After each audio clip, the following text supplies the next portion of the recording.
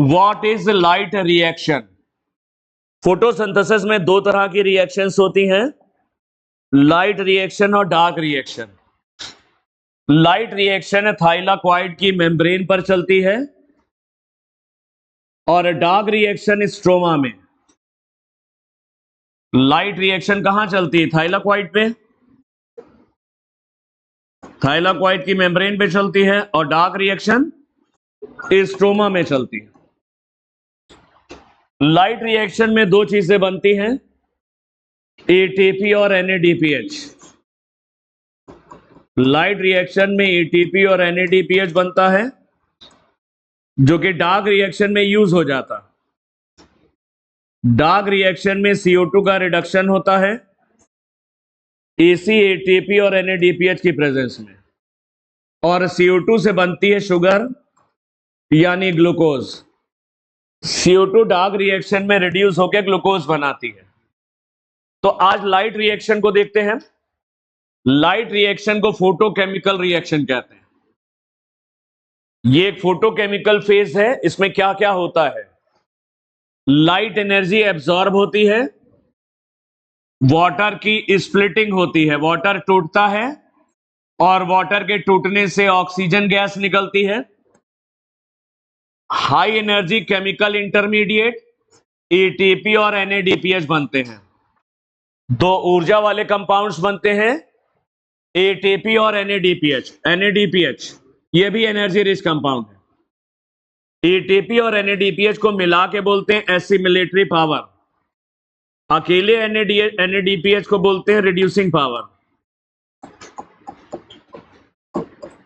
फिर से देखो, लाइट रिएक्शन में क्या क्या पढ़ना है। लाइट रिएक्शन में तुमको क्या क्या पढ़ना है, ध्यान से देखो।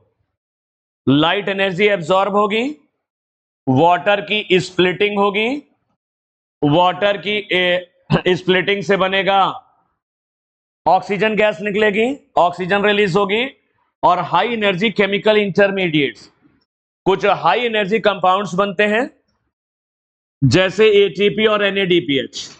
एटीपी और एनएडीपीएच को एसिमिलेटरी पावर बोलते हैं, और केवल एनएडीपीएच को रिड्यूसिंग पावर कहा जाता। तो ये सारे स्टेप से देखने हैं आज।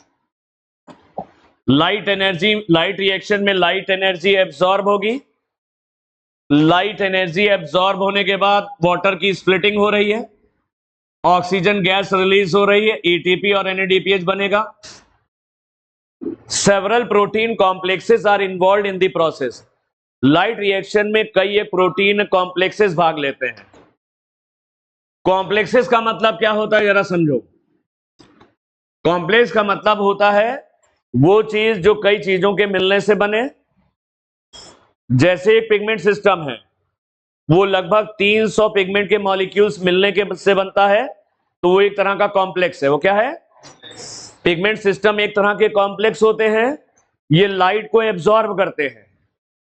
लाइट को एब्जॉर्ब करते तो इनको बोलते हैं light harvesting complex. Light harvesting complex. तो पिगमेंट सिस्टम को हम लोग कॉम्प्लेक्स क्यों कहते हैं? क्योंकि वो कई चीजों से मिलकर के बने हैं। कॉम्प्लेक्स भी कई चीजों से मिलकर बनता है, और सारी चीजें एक यूनिट की तरह काम करती हैं। जैसे रेडियो है, बहुत सारे पुर्जों से मिलकर बना है, और सारे पुर्जे मिल करके एक साथ काम करते हैं, सारे पार्ट्स। तो रेडियो भी एक कॉम्प्लेक्स जैसा है। तो कॉम्प्लेक्स का मतलब जो कई चीजों के मिलने से बने और सारी चीजें मिलकर के काम करें, और अगर एक भी चीज खराब हो गई तो वो कॉम्प्लेक्स काम करना बंद कर देगा, उसे कॉम्प्लेक्स कहा जाता है। कॉम्प्लेक्स का मतलब जो कई चीजों के मिलने से बने और सारी चीजें मिलकर के एक साथ काम करें, वो कॉम्प्लेक्स है। तुम्हें ज्यादा नहीं पढ़ने कॉम्प्लेक्स, तुम्हें दो पढ़ना। वैसे हायर क्लासेस में अगर ये ज्यादा आगे पढ़ोगे तो उसमें बहुत सारे कॉम्प्लेक्सेस होते हैं, लेकिन तुम्हें दो ही देखना है। एक तो पिगमेंट सिस्टम होते हैं, कॉम्प्लेक्स होते हैं। पिगमेंट सिस्टम कई पिगमेंट से मिल करके बने होते हैं, जैसे PS1 और PS2। ये पिगमेंट सिस्टम में कितने पिगमेंट के मॉलिक्यूल होते हैं? 300 पिगमेंट के मॉलिक्यूल है। तो ये कॉम्प्लेक्स है। क्या है? चूंकि लाइट को एब्जॉर्ब करता है, तो पिगमेंट सिस्टम को हम लोग कहते हैं लाइट हार्वेस्टिंग कॉम्प्लेक्स। ये लाइट को हार्वेस्ट कर लेते हैं, लाइट हार्वेस्टिंग कॉम्प्लेक्स है। ये लाइट को हार्वेस्ट करते हैं, एब्जॉर्ब करते हैं। तो पिगमेंट सिस्टम एक तरह के लाइट हार्वेस्टिंग कॉम्प्लेक्स है, एक तो ये पढ़ना है। दूसरा एक कॉम्प्लेक्स और पढ़ लेना, दो ही पढ़ना, दो से ज्यादा मत पढ़ना। दूसरा कॉम्प्लेक्स है oxygen evolving complex, OEC, oxygen evolving complex. यहां पर भी कई चीजें मिलकर के इस कॉम्प्लेक्स को बनाएंगी और इस कॉम्प्लेक्स का काम है ऑक्सीजन को इवॉल्व करना। इस कॉम्प्लेक्स में वाटर की स्प्लिटिंग होती है और ऑक्सीजन गैस इवॉल्व होती है, ऑक्सीजन गैस। तो वो कॉम्प्लेक्स जो ऑक्सीजन गैस के इवोल्यूशन में शामिल है वो ऑक्सीजन इवॉल्विंग कॉम्प्लेक्स है।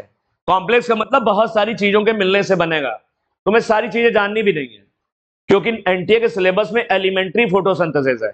एलिमेंट्री का मतलब बहुत बेसिक, तो बेसिक ही पढ़ना है। तो दो कॉम्प्लेक्सेस के बारे में जानो केवल, एक तो पिगमेंट सिस्टम्स को हम लोग कहते हैं लाइट हार्वेस्टिंग कॉम्प्लेक्स, और वाटर की स्प्लिटिंग से जो ऑक्सीजन निकाल रहा है ये ऑक्सीजन इवॉल्विंग कॉम्प्लेक्स है। इन्हीं दो कॉम्प्लेक्स के बारे में तुम्हें पढ़ना है। पिगमेंट सिस्टम ये लाइट एब्सॉर्ब करते हैं, ये लाइट हार्वेस्टिंग कॉम्प्लेक्स है, और ऑक्सीजन इवॉल्विंग कॉम्प्लेक्स वाटर की स्प्लिटिंग कराता है, ऑक्सीजन गैस का इवोल्यूशन कराता है, ये ऑक्सीजन इवॉल्विंग कॉम्प्लेक्स है। तो कह रहा है several protein complexes are involved in the process of light reaction. Light reaction में कई एक कॉम्प्लेक्सेस भाग लेते हैं जो प्रोटीन से बने होते हैं। जैसे दो हमने तुम्हें बताए, लाइट हार्वेस्टिंग कॉम्प्लेक्स यानी पिगमेंट सिस्टम, और ऑक्सीजन इवॉल्विंग कॉम्प्लेक्स ये वाटर की स्प्लिटिंग करा के ऑक्सीजन गैस को इवॉल्व कराता है। ये दो कॉम्प्लेक्स आपको पढ़ने हैं। चलो देखते हैं, पहले लाइट हार्वेस्टिंग कॉम्प्लेक्स देखते हैं। Light harvesting complex pigment systems को कहते हैं। आजकल पिगमेंट सिस्टम का नाम बदल गया, इनको फोटो सिस्टम कहते हैं। इन्हें क्या कहते हैं? पिगमेंट सिस्टम को फोटो सिस्टम कहा जाता है। कितने तरह के होते हैं पिगमेंट सिस्टम? कितने तरह के फोटो सिस्टम या पिगमेंट सिस्टम है? दो। There are two different types of pigment system, PS1 and PS2। इनके नाम है पिगमेंट सिस्टम 1 और पिगमेंट सिस्टम 2। ये जो दो पिगमेंट सिस्टम है इनका नाम कैसे पड़ा 1 और 2? इन the sequence of their discovery, discovery के आधार पर इनका नाम पड़ा PS1 और PS2। पहले कौन सा डिस्कवर हुआ? PS1। The pigment system are named in the sequence of their discovery. Pigment system का नाम 1 और 2 इसलिए पड़ा, 1 और 2 इनकी डिस्कवरी के आधार पर। PS1 पहले खोजा गया तो 1 हो गया, PS2 बाद में खोजा गया 2 हो गया। इनका नाम, and not in the sequence in which they function during the light reaction. In pigment system का नाम लाइट रिएक्शन में कार्य करने के अनुसार नहीं पड़ा है। लाइट रिएक्शन में जिस प्रकार से भाग लेते हैं उसके हिसाब से इनका नाम PS1 PS2 नहीं पड़ा। इनका नाम PS1 PS2 इनकी डिस्कवरी के आधार पे पड़ा है। कौन सा पहले खोजा गया? PS1, तो नाम हो गया PS1। These pigment system are found in the membrane of thylakoid। ये पिगमेंट सिस्टम कहां पाए जाते हैं? थाइलाकॉइड की मेम्ब्रेन पर पाए जाते हैं। ये ग्रेना थाइलाकॉइड पर भी होते हैं और स्ट्रोमा लेमेली, स्ट्रोमा लेमेली को स्ट्रोमा थाइलाकॉइड आप कह सकते हो, दोनों की मेम्ब्रेन पर पाए जाते हैं। ईच पिगमेंट सिस्टम को कहते हैं हम लोग लाइट हार्वेस्टिंग कॉम्प्लेक्स। ये लाइट एनर्जी को एब्सॉर्ब करते हैं तो इनको लाइट हार्वेस्टिंग कॉम्प्लेक्स कहते हैं। हर एक पिगमेंट सिस्टम कितने पिगमेंट से मिलकर बना है? Each pigment system is made up of about 300 molecules of pigment.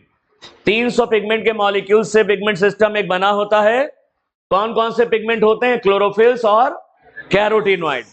Chlorophyll A, chlorophyll B, carotene, xanthophyll, इसके कितने पिगमेंट मिलकर के एक पिगमेंट सिस्टम बनाते हैं? लगभग 300। शुरू में इनको क्वांटासोम कहते थे। पहले इन्हें क्या कहते थे? पहले इन्हें क्वांटासोम कहा जाता था। आज इन्हें पिगमेंट सिस्टम या फोटो सिस्टम कहा जाता है। क्योंकि लाइट को एब्सॉर्ब करते हैं तो ये लाइट हार्वेस्टिंग कॉम्प्लेक्स है। कैसे हैं? Light harvesting. हर एक पिगमेंट सिस्टम में क्लोरोफिल ए का मॉलिक्यूल होता है जो बिल्कुल बीचों बीच में होता है। इस क्लोरोफिल ए के मॉलिक्यूल को कहते हैं चीफ रिएक्शन सेंटर। ये हर एक पिगमेंट सिस्टम में क्लोरोफिल ए का मॉलिक्यूल होता है, ये चीफ रिएक्शन सेंटर है। ये मॉलिक्यूल किसका है? Molecule of chlorophyll A. ये क्लोरोफिल ए का मॉलिक्यूल है, इसको कहते हैं chief reaction centre. Accessory pigment इसको चारों तरफ से घेरे रहते हैं। एक पिगमेंट सिस्टम में लगभग 300 पिगमेंट के मॉलिक्यूल्स होते हैं। इनमें क्लोरोफिल्स और कैरोटीनॉइड्स होते हैं।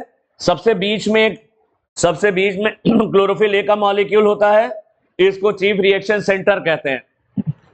चारों तरफ से जो पिगमेंट घेरे रहते हैं वो एसेसरी पिगमेंट है। एसेसरी पिगमेंट में क्लोरोफिल बी हो गया, कैरोटीन हो गया, ज़ेंथोफिल, ये सब होते हैं। एसेसरी पिगमेंट लाइट को एब्जॉर्ब करते हैं और रेजोनेंस के जरिए चीफ रिएक्शन सेंटर को पहुंचा देते हैं। कहीं पर भी इलेक्ट्रॉन नहीं निकलता। इलेक्ट्रॉन निकलता है चीफ रिएक्शन सेंटर से, यह ध्यान रखना। PS1 का चीफ रिएक्शन सेंटर है P700 और PS2 का चीफ रिएक्शन सेंटर है P680। PS1 का चीफ रिएक्शन सेंटर है P700, PS2 का चीफ रिएक्शन सेंटर है P680 होता है।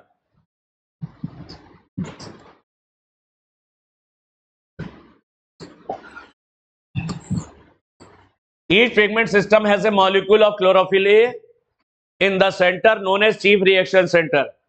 हर एक पिगमेंट सिस्टम में बीच में क्लोरोफिल ए का एक मॉलिक्यूल होता है, इसको चीफ रिएक्शन सेंटर कहते हैं। P700 is the chief reaction centre of PS1। P700 को कहते हैं chief reaction centre of PS1। Maximum कितने वेवलेंथ की लाइट को एब्सॉर्ब कर सकता है? 700 नैनोमीटर तक के वेवलेंथ की लाइट को एब्सॉर्ब कर सकता है। Absorption peak at 700 nanometer. और P680 को कहते हैं chief reaction centre of PS2। PS2 का चीफ रिएक्शन सेंटर P680 कहलाता है। एब्सॉर्प्शन पीक यानी 680 नैनोमीटर के वेवलेंथ की लाइट को ये एब्सॉर्ब कर सकता। अगर तुम एक लाइट दे रहे हो मोनोक्रोमेटिक, सिंगल वेवलेंथ की लाइट दे रहे हो और जिसकी वेवलेंथ 680 नैनोमीटर से ऊपर है, तो कौन सा पिगमेंट सिस्टम काम करेगा? 680 नैनोमीटर के ऊपर यही काम करेगा, ये 700 तक। तो 680 नैनोमीटर से ऊपर की लाइट दे रहे हो तो PS2 काम नहीं करेगा, क्योंकि PS2 का एब्सॉर्प्शन पीक क्या है? PS2 का एब्सॉर्प्शन पीक है 680 नैनोमीटर, यानी 680 नैनोमीटर से ऊपर की वेवलेंथ की लाइट को एब्सॉर्ब नहीं करेगा। Chief reaction centre is surrounded by accessory pigments known as antenna molecule. Chief reaction पे सेंटर घिरा रहता है एसेसरी पिगमेंट से। एसेसरी पिगमेंट को एंटीना मॉलिक्यूल्स कहते हैं। These pigment help to make photosynthesis more efficient by absorbing different wavelength of light। ये जो एसेसरी पिगमेंट्स हैं, ये अलग अलग वेवलेंथ की लाइट को एब्सॉर्ब करके फोटोसिंथेसिस को बेहतर बनाते हैं। फोटोसिंथेसिस और अच्छे से होती है क्योंकि अलग अलग वेवलेंथ की लाइट को एब्सॉर्ब करके इस एनर्जी को ट्रांसफर कर देते हैं चीफ रिएक्शन सेंटर को। तो ये अलग अलग पिगमेंट अलग अलग वेवलेंथ की लाइट को एब्सॉर्ब करके फोटोसिंथेसिस को बेहतर बना रहे हैं। तो फोटोसिंथेसिस के अंदर बहुत सारी वेवलेंथ्स होती हैं, वेव की और 7 वेवलेंथ है। अलग अलग पिगमेंट अलग अलग वेवलेंथ की लाइट को एब्सॉर्ब करते हैं और फोटोसिंथेसिस को बेहतर बनाते हैं। लाइट रिएक्शन जिस तरीके से चलती है उसे जेड स्कीम या नॉन साइक्लिक फोटोफॉस्फोराइलेशन कहते हैं। लाइट रिएक्शन जिस तरीके से चलती है उसको जेड स्कीम या नॉन साइक्लिक फोटोफॉस्फोराइलेशन कहते हैं। अब तुम तो कहोगे ये तो N दिख रहा है, ये है जेड स्कीम। इधर से देखो ना, देखो इधर से नहीं, इधर से देखो, इधर से देखो, तो ये जेड जैसा है। कैसा है ये? लाइट रिएक्शन जिस तरीके से चलती है उसे जेड स्कीम कहते हैं या नॉन साइक्लिक फोटोफॉस्फोराइलेशन। इसको हिल एंड बेंडाल ने खोजा था, तो इसको हिल रिएक्शन भी कहते हैं। इसको क्या कहते हैं? इसको हिल रिएक्शन इसलिए कहते हैं क्योंकि हिल एंड बेंडॉल ने खोजी थी। हिल रिएक्शन भी कहते हैं। लाइट रिएक्शन जिस तरीके से चलती है उसे जेड स्कीम या हिल रिएक्शन भी कहते हैं या नॉन साइक्लिक फोटोफॉस्फोराइलेशन भी कहते हैं। तो ये बिल्कुल दिमाग में बसा लो कि लाइट रिएक्शन जिस तरीके से चलती है उसको क्या क्या कहते हैं। उसको जेड स्कीम भी कहते हैं, उसको नॉन साइक्लिक फोटोफॉस्फोराइलेशन भी कहते हैं और उसको हिल रिएक्शन भी कहते हैं। अब हम पहले समझा देते हैं पूरा एक साथ, पूरा यहां तक समझा देते हैं केमी ऑस्मोसिस से पहले तक। चलो देखते हैं।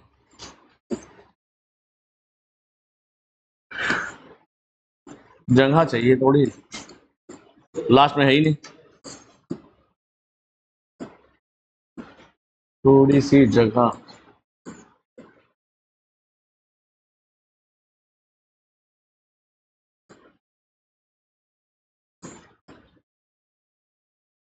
वहीं पर बनाते हैं थोड़ी जगह।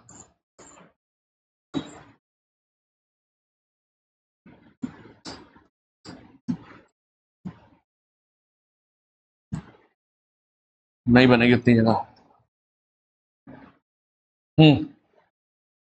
ये है तुम्हारा नॉन साइक्लिक फोटोफॉस्फोराइलेशन।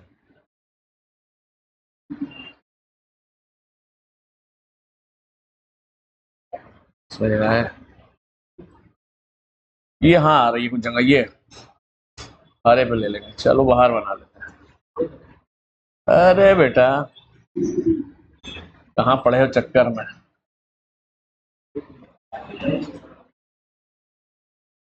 ये आ गई आ गई आ गई। लाइट रिएक्शन जिस तरीके से चलती है उसको कहते हैं नॉन साइक्लिक फोटोफॉस्फोराइलेशन। अब जरा समझो, इसको जेड स्कीम भी कहते हैं। क्यों कहते हैं भी बताते हैं।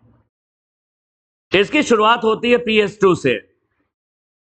PS2 से शुरुआत होती है लाइट रिएक्शन की। PS2 का चीफ रिएक्शन सेंटर क्या है? P680। ये चीफ रिएक्शन सेंटर है PS2 का। ये PS2 का चीफ रिएक्शन सेंटर है P680। ये है PS2, इसका चीफ रिएक्शन सेंटर P680। ये है PS1।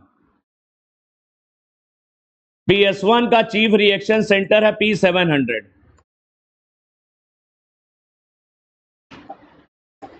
PS1 का चीफ रिएक्शन सेंटर है P700। ये है PS1। दोनों पिगमेंट सिस्टम लाइट रिएक्शन में भाग लेते हैं। इन पिगमेंट सिस्टम के ऊपर लाइट पड़ती है, लाइट। इन पिगमेंट सिस्टम के ऊपर लाइट पड़ती है, यानी फोटॉन्स।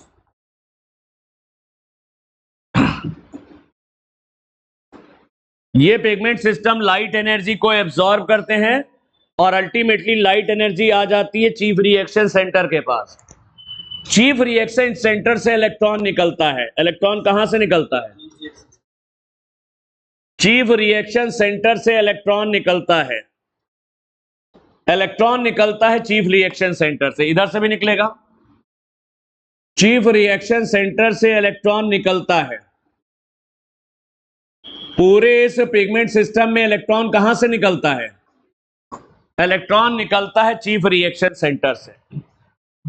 PS2 से निकलने वाले इलेक्ट्रॉन का प्राइमरी एक्सेप्टर है फियोफाइटिन।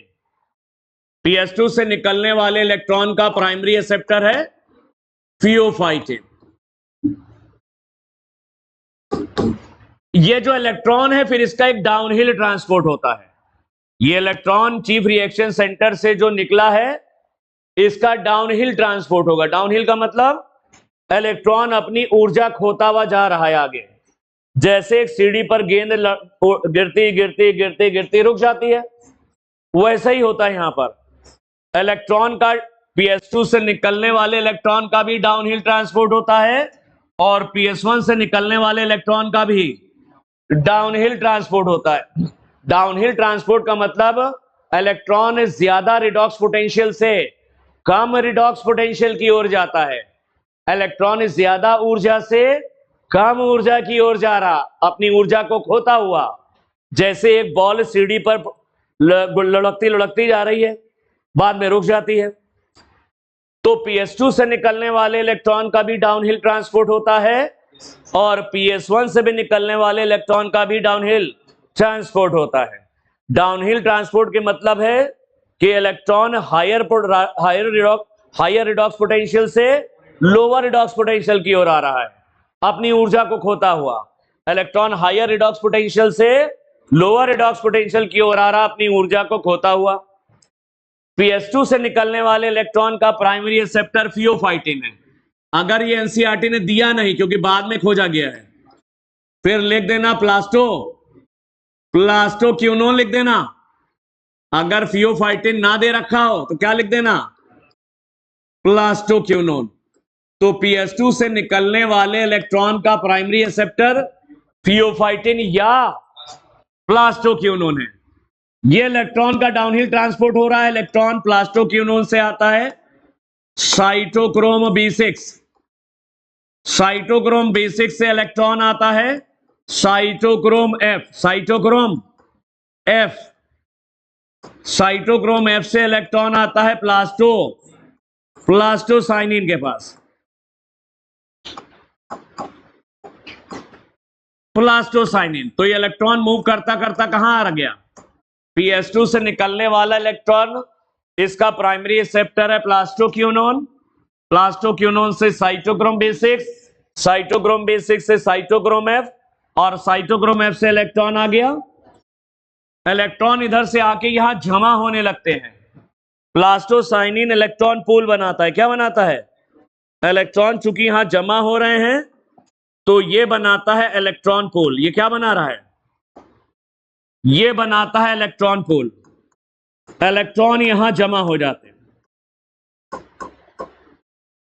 प्लास्टोसाइनिन एक कॉपर कंटेनिंग प्रोटीन है।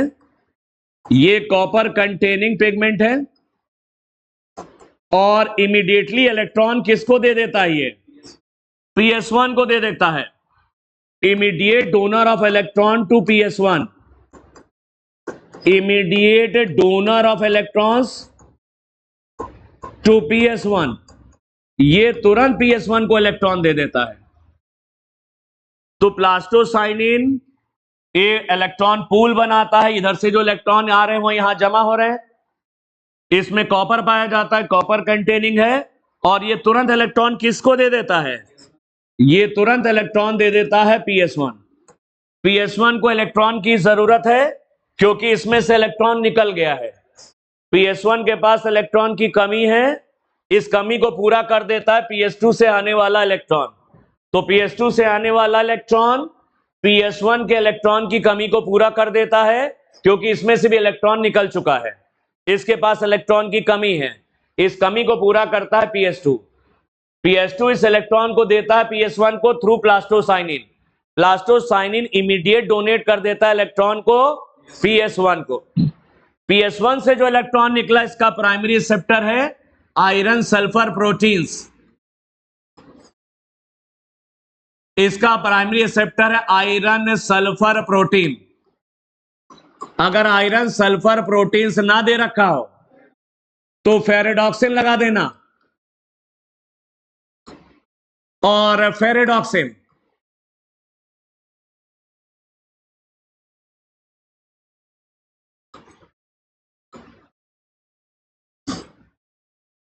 PS1 से निकलने वाले इलेक्ट्रॉन का primary receptor iron sulphur proteins है। अगर आयरन सल्फर प्रोटीन ना दे रखा है FeS तो फेरेडॉक्सिन लगा देना। फेरेडॉक्सिन से इलेक्ट्रॉन आता है अल्टीमेटली। बहुत सारी चीजें बीच में है लेकिन तुम्हारे सिलेबस में नहीं है, बहुत ही सिंपल दे रखा है। ये इलेक्ट्रॉन आता है NADP+ के पास। ये इलेक्ट्रॉन कहां गया, NADP+ के पास, और बन जाता है NADPH। यहां पे 2 इलेक्ट्रॉन और 2 प्रोटॉन की जरूरत पड़ेगी।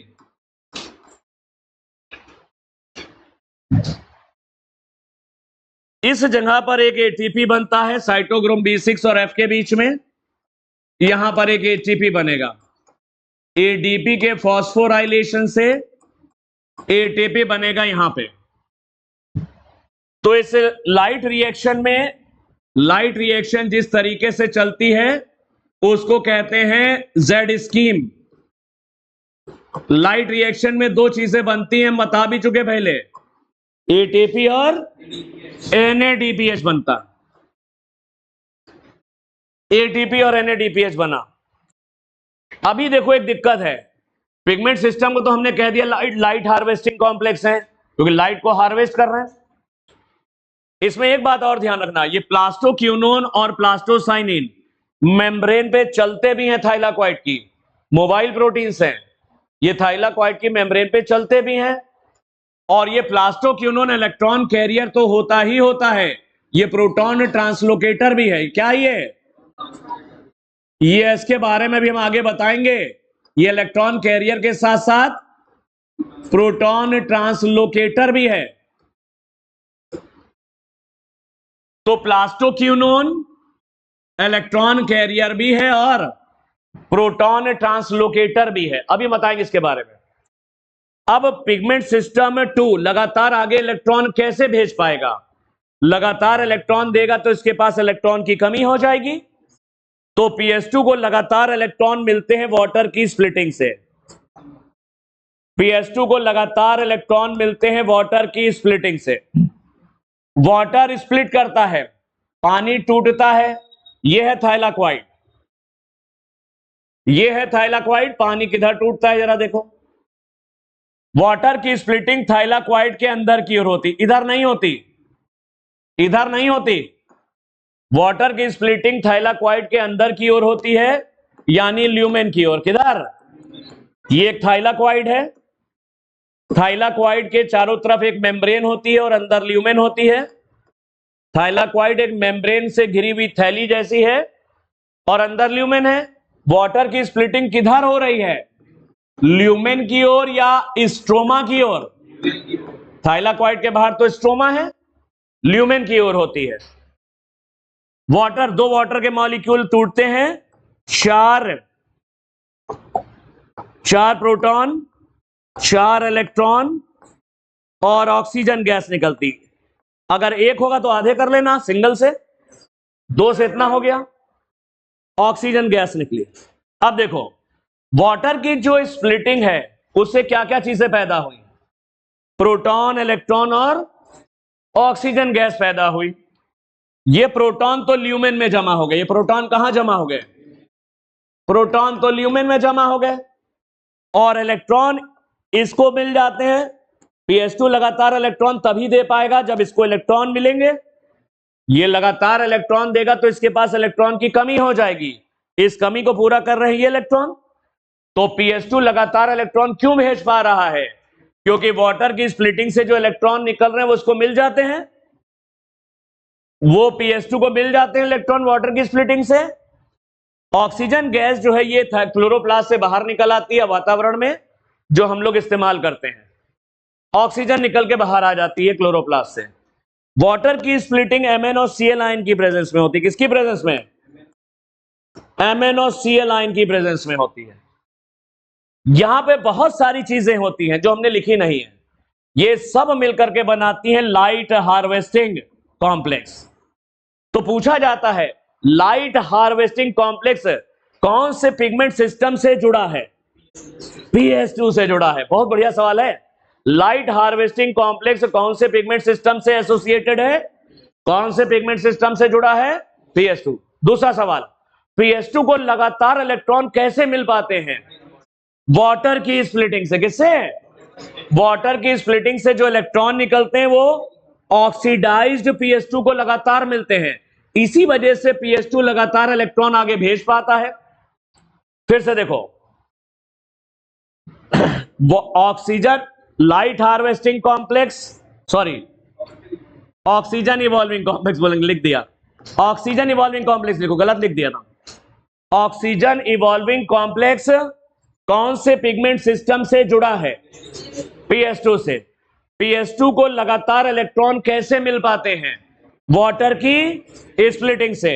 वाटर की स्प्लिटिंग लाइट की प्रेजेंस में होती है, तो इसे फोटोलाइसिस कहते हैं। क्या कहते हैं?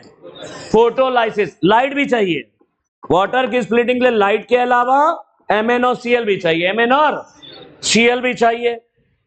ये सारी चीजें इधर मिल करके बनाती हैं ऑक्सीजन इवॉल्विंग कॉम्प्लेक्स। तो एक ऑक्सीजन इवॉल्विंग कॉम्प्लेक्स कह लो या water splitting complex. Oxygen evolving complex या water splitting complex is associated with PS2। ध्यान रखना, PS2 को लगातार इलेक्ट्रॉन वाटर से मिलते हैं, तो ये लाइट रिएक्शन तभी चल पाएगी जब वाटर की स्प्लिटिंग होगी। सारा सिस्टम बैलेंस हो जाएगा। इसके इलेक्ट्रॉन की कमी को वाटर ने पूरा कर दिया, इसके इलेक्ट्रॉन की कमी को PS2 के इलेक्ट्रॉन ने पूरा कर दिया, और इसका इलेक्ट्रॉन अल्टीमेटली यहां आ गया। NADPH NADP प्लस के पास, और NADP प्लस किस में बदल गया? NADPH में बदल गया। अब जरा देखो और सवाल, वाटर की स्प्लिटिंग से जो प्रोटॉन निकलते हैं वो कहां जमा होते हैं? थाइलाक्वाइड की ल्यूमेन में, क्योंकि वाटर की स्प्लिटिंग ल्यूमेन की ओर होती है, स्ट्रोमा की तरफ नहीं होती, स्ट्रोमा की तरफ नहीं होती। वाटर की स्प्लिटिंग से जो इलेक्ट्रॉन निकलते हैं वो ऑक्सीडाइज PS2 को नॉर्मल कर देते हैं, ऑक्सीडाइज PS2 को मिल जाते हैं क्योंकि इसके पास इलेक्ट्रॉन की कमी है, इसमें से इलेक्ट्रॉन निकल चुके हैं या ऑक्सीडाइज हो चुका है, इसको इलेक्ट्रॉन मिलते हैं वाटर की स्प्लिटिंग से। ऑक्सीजन गैस का भविष्य क्या है? ऑक्सीजन गैस क्लोरोप्लास्ट से बाहर चली जाती, एनवायरनमेंट में आ जाती। अब जरा देखो, कभी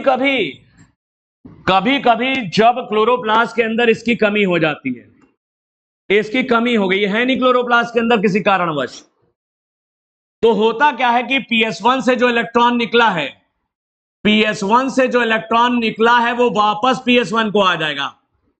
PS1 से जो इलेक्ट्रॉन निकला किसके पास आ गया? वापस PS1 को आ जाता है। ऐसे PS1 से इलेक्ट्रॉन निकला, या PS1 को वापस आ गया, इसको हम लोग कहते हैं साइक्लिक। अच्छा, इसको, ये तो लाइट रिएक्शन जिस तरीके से चल रहा है इसको क्या कहते हैं? इसको तो हम लोग कहते हैं नॉन साइक्लिक फोटोफॉस्फोराइलेशन। इसको नॉन साइक्लिक फोटोफॉस्फोराइलेशन कहते हैं, इसको नॉन साइक्लिक फोटोफॉस्फोराइलेशन या जेड स्कीम कहते हैं, या जेड स्कीम कहते हैं। तो लाइट रिएक्शन जिस तरीके से चलती है उसे नॉन साइक्लिक फोटोफॉस्फोराइलेशन या जेड स्कीम कहते हैं। ये जो जेड है ये शेप कैसे आ गया? ये जेड शेप कैसे आता? सुनो, हर एक केमिकल कंपाउंड का अपना एक रिडॉक्स पोटेंशियल होता है। इलेक्ट्रोकेमिकल सीरीज आप पढ़ते हैं, हाइड्रोजन से शुरू हो गई, हाइड्रोजन हीलियम कहां से शुरू होती है? ऊपर भी जाती, नीचे भी जाती है, ऐसे पढ़ा होगा आपने। हर एक कंपाउंड का अपना एक रिडॉक्स पोटेंशियल होता है। जब इन सारे कंपाउंड्स को इनके रिडॉक्स पोटेंशियल के अनुसार रिडॉक्स स्केल पे हम ड्रॉ करते हैं तो जेड आकार आता है। सारे कंपाउंड्स को उनके रिडॉक्स पोटेंशियल के हिसाब से, रिडॉक्स स्केल एक ग्राफ जैसा है, रिडॉक्स स्केल पे ड्रॉ करते हैं तो कैसा शेप आ रहा है? जेड। तो नाम पड़ गया जेड स्केल। जब इन सारे केमिकल कंपाउंड को, इन सब को इनके रिडॉक्स पोटेंशियल के हिसाब से रिडॉक्स स्केल पर ड्रॉ किया जाता है, ड्रॉ करते हैं तो हमको कैसा शेप मिलता है? जेड शेप मिलता है, तो इसको जेड स्कीम बोलते हैं। अब जरा देखो, कभी कभी क्या हुआ, कभी कभी NADP प्लस की कमी हो गई तो PS1 से जो इलेक्ट्रॉन निकला वापस PS1 को आ गया, इसको साइक्लिक फोटोफॉस्फोराइलेशन कहते हैं, इसको साइक्लिक फोटोफॉस्फोराइलेशन कहते हैं।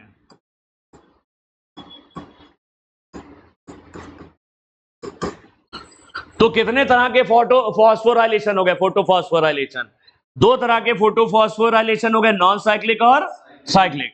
अब जरा देखो, फोटोफॉस्फोराइलेशन का मतलब क्या होता है? फोटो का मतलब लाइट, फॉस्फेट का जुड़ना, फॉस्फोराइलेशन।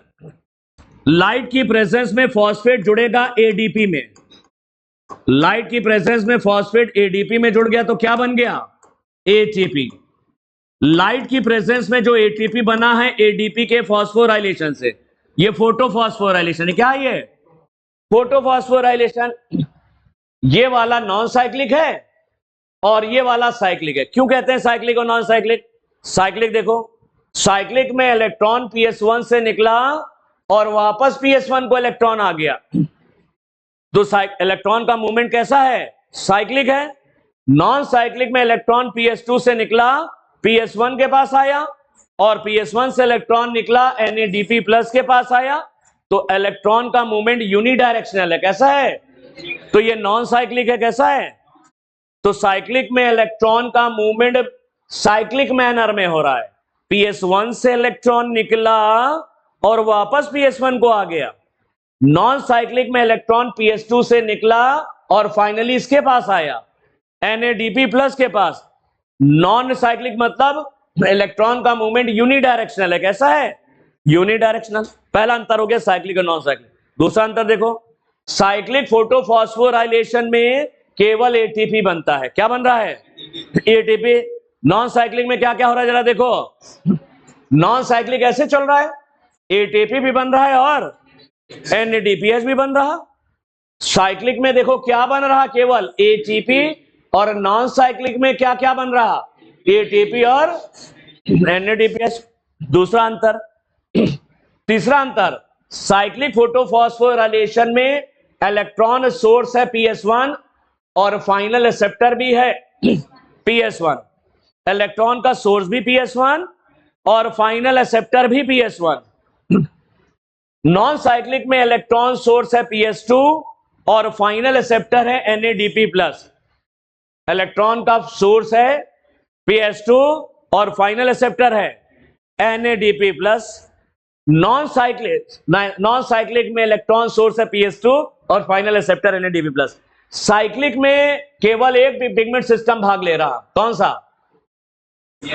साइक्लिक में केवल पीएस1 भाग लेता, साइक्लिक में केवल पीएस1। नॉन साइक्लिक में दोनों पिगमेंट सिस्टम भाग लेते हैं, पीएस2 भी और पीएस1 भी। साइक्लिक में कोई वाटर की स्प्लिटिंग नहीं हो रही, कोई ऑक्सीजन गैस नहीं निकल रही। कहां निकल रही है? No splitting of water, no evolution of oxygen. जबकि नॉन साइक्लिक में वाटर की स्प्लिटिंग भी हो रही है और ऑक्सीजन गैस भी निकल रही। वाटर की स्प्लिटिंग भी हो रही है और ऑक्सीजन गैस, किसमें? नॉन साइक्लिक में। Non cyclic photophosphorylation. साइक्लिक कब चलेगा? जब एनएडीपी प्लस उपलब्ध नहीं है। नॉन साइक्लिक कब चलेगा? जब एनएडीपी प्लस उपलब्ध है। जब ये नहीं है तो साइक्लिक चलने लगेगा, इलेक्ट्रॉन इधर नहीं आएगा, पीएस1 से निकला इलेक्ट्रॉन वापस पीएस1 को चला आएगा। क्यों? क्योंकि सेल के अंदर क्लोरोप्लास्ट में ये नहीं है। अगर एनएडीपी प्लस उपलब्ध है तो नॉन साइक्लिक चलेगा। क्या चलेगा? Non cyclic. चलो फिर से दोनों बताओ। साइक्लिक में इलेक्ट्रॉन का मूवमेंट साइक्लिक मैनर में हो रहा है, नॉन साइक्लिक में यूनिडायरेक्शनल है, इलेक्ट्रॉन एक ही दिशा में भाग रहा है। नॉन साइक्लिक फोटोफॉस्फोराइलेशन में केवल पीएस1 भाग लेता है और नॉन साइक्लिक में पीएस2 और पीएस1 भाग लेता है। साइक्लिक फोटोफॉस्फोराइलेशन में केवल एटीपी बनता है, नॉन साइक्लिक फोटोफॉस्फोराइलेशन में एटीपी के साथ साथ एनएडीपीएस भी बनता है। साइक्लिक फोटोफॉस्फोराइलेशन में वाटर की स्प्लिटिंग नहीं होती, ना ही ऑक्सीजन गैस निकलती है। जबकि नॉन साइक्लिक में वाटर की स्प्लिटिंग भी हो रही है और ऑक्सीजन गैस भी निकल रही है। साइक्लिक में इलेक्ट्रॉन सोर्स है पीएस1 और फाइनल एक्सेप्टर भी है पीएस1। नॉन साइक्लिक में इलेक्ट्रॉन सोर्स है पीएस2 और फाइनल एक्सेप्टर है एनएडीपी प्लस। नॉन साइक्लिक तब चलेगा जब एनएडीपी प्लस उपलब्ध नहीं है और नॉन साइक्लिक तब चलेगा जब एनएडीपी प्लस उपलब्ध है। इसका फोटो ले लो, पढ़ लेते हैं।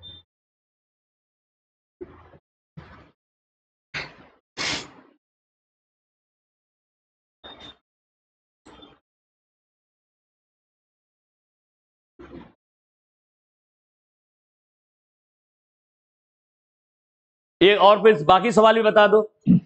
पीएस2 से निकलने वाले इलेक्ट्रॉन का प्राइमरी, पहले तो पीएस2 से निकलने वाले इलेक्ट्रॉन का डाउनहिल ट्रांसपोर्ट होता है। इलेक्ट्रॉन का प्राइमरी एक्सेप्टर कौन है? थियोफाइटिन ना दे रखा उस सवाल में, एनसीईआरटी ने प्लास्टोक्विनोन लिखा है तो प्लास्टोक्विनोन लगा देना।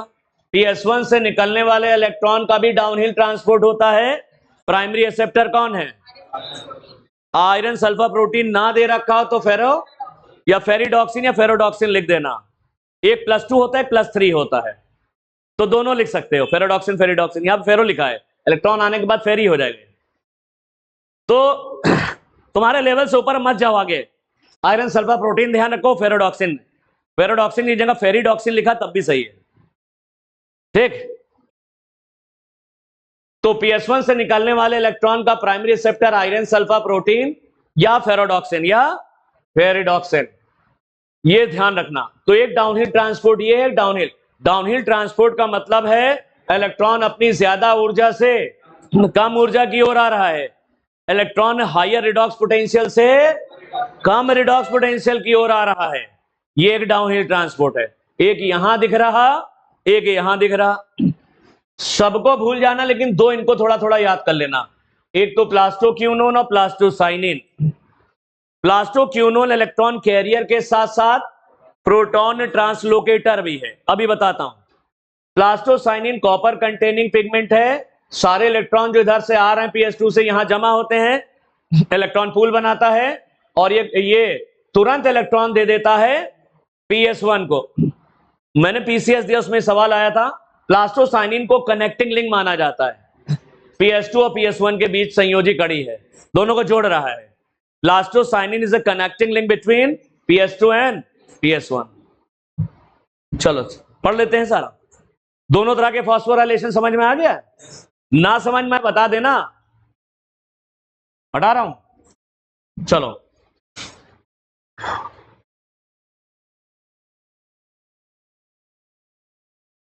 in PS2 the reaction center chlorophyll absorbs 680 nanometer wavelength of red light causing electrons to become excited। इसका मतलब ये हुआ PS2 के ऊपर लाइट पड़ी। PS2 के ऊपर जो लाइट पड़ी, ये PS2 के ऊपर जो लाइट पड़ी, तो PS2 से इलेक्ट्रॉन निकला। PS2 का चीफ रिएक्शन सेंटर एक्साइटेड हो गया। अरे एसेसरी पिगमेंट लाइट एनर्जी को एब्सॉर्ब करते हैं और अपने चीफ रिएक्शन सेंटर को रेजोनेंस के द्वारा भेज रहे हैं। इतनी सारी एनर्जी जब पहुंच जाती है चीफ रिएक्शन सेंटर के पास, वो एक्साइट हो जाता है और उसमें से इलेक्ट्रॉन निकलता है। In PS2 the reaction centre chlorophyll A absorbs 680 nanometre wavelength of red light causing electrons to become excited. देखो 680 के पास रेड वेवलेंथ होती है, 680 से 700 तक रेड होता है। रेड, ये सब रेड वेवलेंथ है।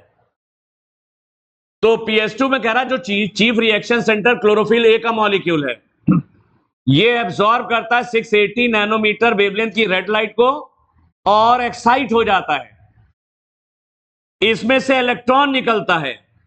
The electrons are picked up by PS2 से निकलने वाले इलेक्ट्रॉन का प्राइमरी रिसेप्टर अगर ये ना दे रखा हो फियोफाइटिन, तो क्या लगा दोगे? प्लास्टोक्यूनोन लगा देना। Primary receptor of electrons from PS2 से निकलने वाले इलेक्ट्रॉन का प्राइमरी रिसेप्टर फियोफाइटिन ना दे रखा हो तो plastoquinone which passes them to cytochrome B6 F complex.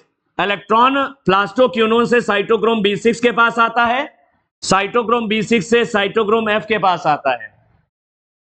Electron from PS2 undergoes downhill transport.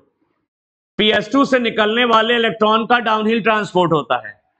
PS2 से निकलने वाले इलेक्ट्रॉन का प्राइमरी रिसेप्टर है फियोफाइटिन, अगर ये ना दे रखा तो प्लास्टोक्यूनोन। प्लास्टोक्यूनोन से इलेक्ट्रॉन आगे आता है साइटोक्रोम B6, हमने जो बताया था डायग्राम में, देखो B6 के बाद F पे आता साइटोक्रोम F, यहां पर आ रहा है। तो क्या हो रहा है एक्चुअल में, जो PS2 से इलेक्ट्रॉन निकल रहा है उसका क्या हो रहा है? Downhill transport. Electron from PS2 ultimately stabilises PS1। PS2 से आने वाला इलेक्ट्रॉन अल्टीमेटली किसको स्टेबल कर रहा है? PS1 को, क्योंकि PS1 से भी इलेक्ट्रॉन निकल चुका है। PS1 अनस्टेबल हो गया इलेक्ट्रॉन निकल जाने से। तो अनस्टेबल PS1 को कौन से इलेक्ट्रॉन स्टेबल करते हैं? जो PS2 से आ रहे हैं। प्लास्टोसाइनिन तुरंत इलेक्ट्रॉन दे देगा PS1 को और उसको स्टेबल कर देगा। Electrons in the reaction centre of PS1 are also excited when they receive red light of wavelength 700 nanometer. जब PS1 को 700 नैनोमीटर की रेड लाइट मिलती है तो करता क्या, ये भी एक्साइट हो जाता है और PS1 से भी इलेक्ट्रॉन निकलता है। PS1 से भी इलेक्ट्रॉन निकलता है क्योंकि इस पर भी लाइट पड़ रही है PS2 की तरह। Electron from PS1 is accepted by primary receptor. PS1 से निकलने वाले इलेक्ट्रॉन का प्राइमरी रिसेप्टर है आयरन सल्फर प्रोटीन्स। अगर ये ना दे रखा हो तो फेरेडॉक्सिन लिख लो या फेरोडॉक्सिन लिख लो, सही है। तो primary receptor of electron PS1 कौन है? PS1 से आने वाले इलेक्ट्रॉन का primary receptor iron sulphur protein ना दे रखा हो तो फेराडॉक्सिन लगा देना। The electron from PS1 are moved downhill again, यहां पर भी इलेक्ट्रॉन का एक डाउनहिल ट्रांसपोर्ट है, तो ये PS2 से निकलने वाले इलेक्ट्रॉन का भी डाउनहिल ट्रांसपोर्ट होता है और PS1 से भी निकलने वाले इलेक्ट्रॉन का डाउनहिल ट्रांसपोर्ट होता है। The whole scheme is known as the electrons from PS1 are moved down. Electron from PS1 are finally accepted by NADP plus, and NADP plus is reduced into NADP plus. PS1 से जो electron का primary acceptor है iron sulphur protein अगर ना दे रखा हो तो फेराडॉक्सिन है, और ये इलेक्ट्रॉन अल्टीमेटली जाता है लास्ट में किसके पास? PS1 से निकलने वाले इलेक्ट्रॉन अल्टीमेटली जाता है NADP प्लस के पास, और NADP प्लस रिड्यूस हो जाता है, हाइड्रोजन के जुड़ने से रिड्यूस हो गया और NADPH में बदल जाता है, यानी NADP प्लस NADPH में बदल गया। The whole scheme is known as Z scheme due to its characteristic shape. इसके आकार की वजह से इसका नाम Z स्कीम रख दिया। अरे Z स्कीम क्यों रख दिया? This shape is form when all the carriers are placed in a sequence on redox potential scales. ये शेप तब बनता है जब सारे कैरियर्स का मतलब हो गया थियोफाइटिन, प्लास्टोक्विनोन, साइटोक्रोम्स, जब सारे कैरियर प्रोटीन्स कह लो, इनको कैरियर प्रोटीन्स कह लो या इनको रिडॉक्स पिगमेंट कह लो क्योंकि इलेक्ट्रॉन लेते भी हैं और देते भी हैं, या इनको तुम पिगमेंट्स भी कह सकते हो। अरे भैया प्लास्टोक्विनोन हो गया, थियोफाइटिन हो गया, प्लास्टोक्विनोन हो गया, cytochrome B6, cytochrome F, plastocyanin, ferredoxin, ये सारे के सारे रिडॉक्स पिगमेंट हैं। ये इलेक्ट्रॉन ले भी रहे हैं और इलेक्ट्रॉन दे भी रहे हैं, इनका साइमल्टेनियस ऑक्सीडेशन रिडक्शन हो रहा है। अरे इनमें से इलेक्ट्रॉन निकल रहा है ऑक्सीडेशन, और इनको इलेक्ट्रॉन मिल भी तो रहा रिडक्शन। तो जब इनका साइमल्टेनियस ऑक्सीडेशन रिडक्शन हो रहा है तो यहां पर ये जितने भी कैरियर हैं वो सब रिडॉक्स कैरियर हैं। ये रिडॉक्स कैरियर कह लो, रिडॉक्स प्रोटीन कह लो या रिडॉक्स पिगमेंट कह लो, सब सही है। जब इन रिडॉक्स पिगमेंट को इनके रिडॉक्स पोटेंशियल के हिसाब से रिडॉक्स स्केल पे हम ड्रॉ करते हैं, ग्राफ पेपर की तरह होता है, तो हमको कैसा शेप मिलता है? Z शेप मिलता है। Z शेप की वजह से इसका नाम पड़ गया Z scheme. Flow of electron देखो क्या क्या है। PS2 से इलेक्ट्रॉन थियोफाइटिन या प्लास्टोक्विनोन के पास गया, यहां से साइटोक्रोम B6 के पास आया, साइटोक्रोम B6 से साइटोक्रोम F के पास आया, प्लास्टोसाइनिन के पास आया, PS1 के पास आया, आयरन सल्फर कॉम्प्लेक्स या फेराडॉक्सिन के पास आया, और लास्ट में NADP प्लस के पास आया। ये इलेक्ट्रॉन का फ्लो याद कर लेना, ठीक है, याद कर लेने, सब आते हैं सवाल। अब PS2 लगातार इलेक्ट्रॉन क्यों दे पाएगा? PS2 लगातार इलेक्ट्रॉन भेजेगा तो इसके पास इलेक्ट्रॉन की कमी हो जाएगी, तो PS2 का इलेक्ट्रॉन कहां से मिलेगा? पूरी Z स्कीम में सब स्टेबल है PS2 को छोड़ के, क्योंकि PS2 से लगातार इलेक्ट्रॉन निकल रहे हैं। तो कह रहा how does PS2 supply electrons continuously, कैसे PS2 लगातार इलेक्ट्रॉन भेजेगा? Splitting of water is associated with the PS2, ये आ सकता है, सबसे इंपॉर्टेंट पोर्शन है ये। वाटर की स्प्लिटिंग किससे संबंधित है?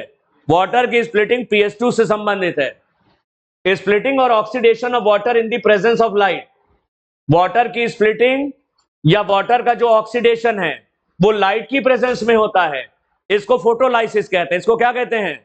फोटोलाइसिस कहते हैं। वाटर की स्प्लिटिंग से प्रोटॉन्स बनते हैं, इलेक्ट्रॉन्स बनते हैं और ऑक्सीजन।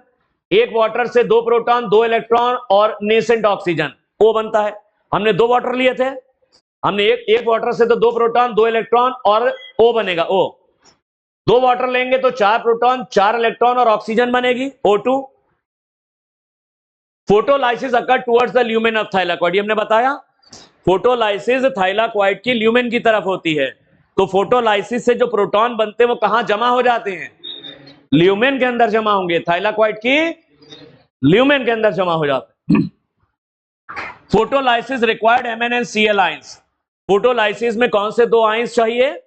फोटोलाइसिस को लाइट भी चाहिए और MnCl आयंस भी चाहिए।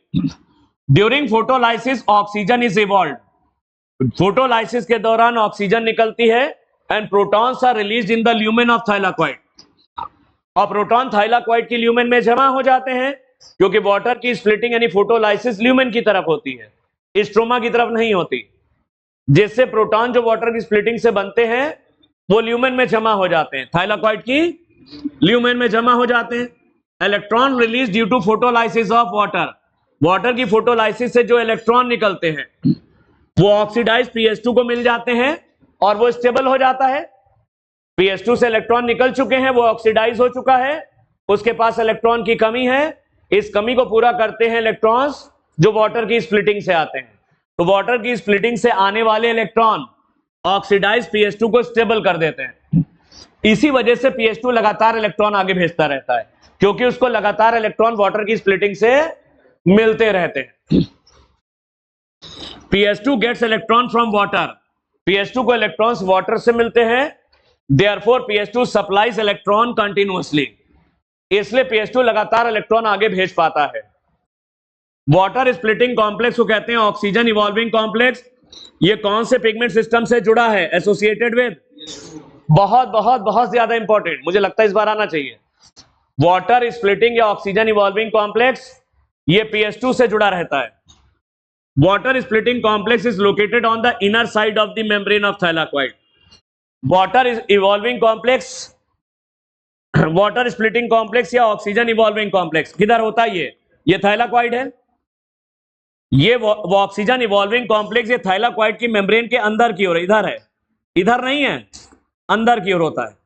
तो वाटर स्प्लिटिंग कॉम्प्लेक्स कह लो या ऑक्सीजन इवॉल्विंग कॉम्प्लेक्स, वो थाइलाक्वाइड की मेम्ब्रेन के अंदर की ओर है।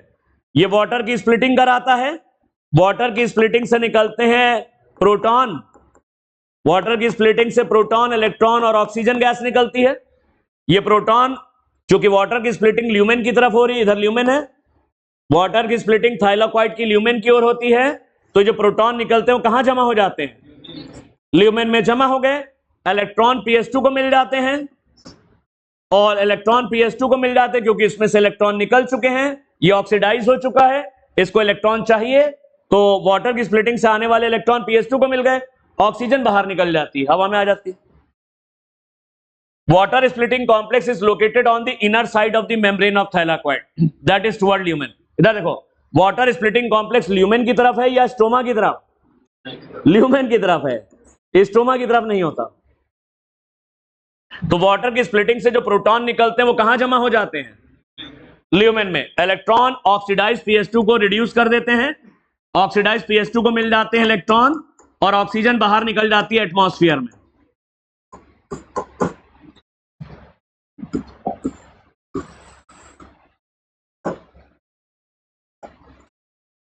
Cyclic and non cyclic photophosphorylation.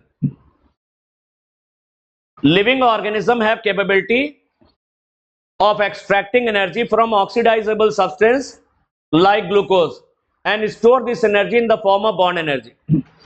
Living organism यानी प्लांट्स और एनिमल्स में यह क्षमता पाई जाती है कि वो ऑक्सीडाइजेबल सब्सटेंसेस जैसे ग्लूकोज से ऊर्जा निकाल सकते हैं और उसको एटीपी के रूप में जमा कर सकते हैं। जीवों में ये संभावनाएं होती हैं, ये क्षमताएं होती हैं कि वो ग्लूकोज जैसे ऑक्सीडाइजेबल सब्सटेंस से ग्लूकोज को तोड़ के ऊर्जा निकालते हैं और इस ऊर्जा को जमा कर लेते हैं एटीपी के रूप में, बॉन्ड एनर्जी के रूप में। ये सब हम लोग पढ़ेंगे कहां? रेस्पिरेशन में। रेस्पिरेशन में एटीपी बनता है, वहां देखेंगे।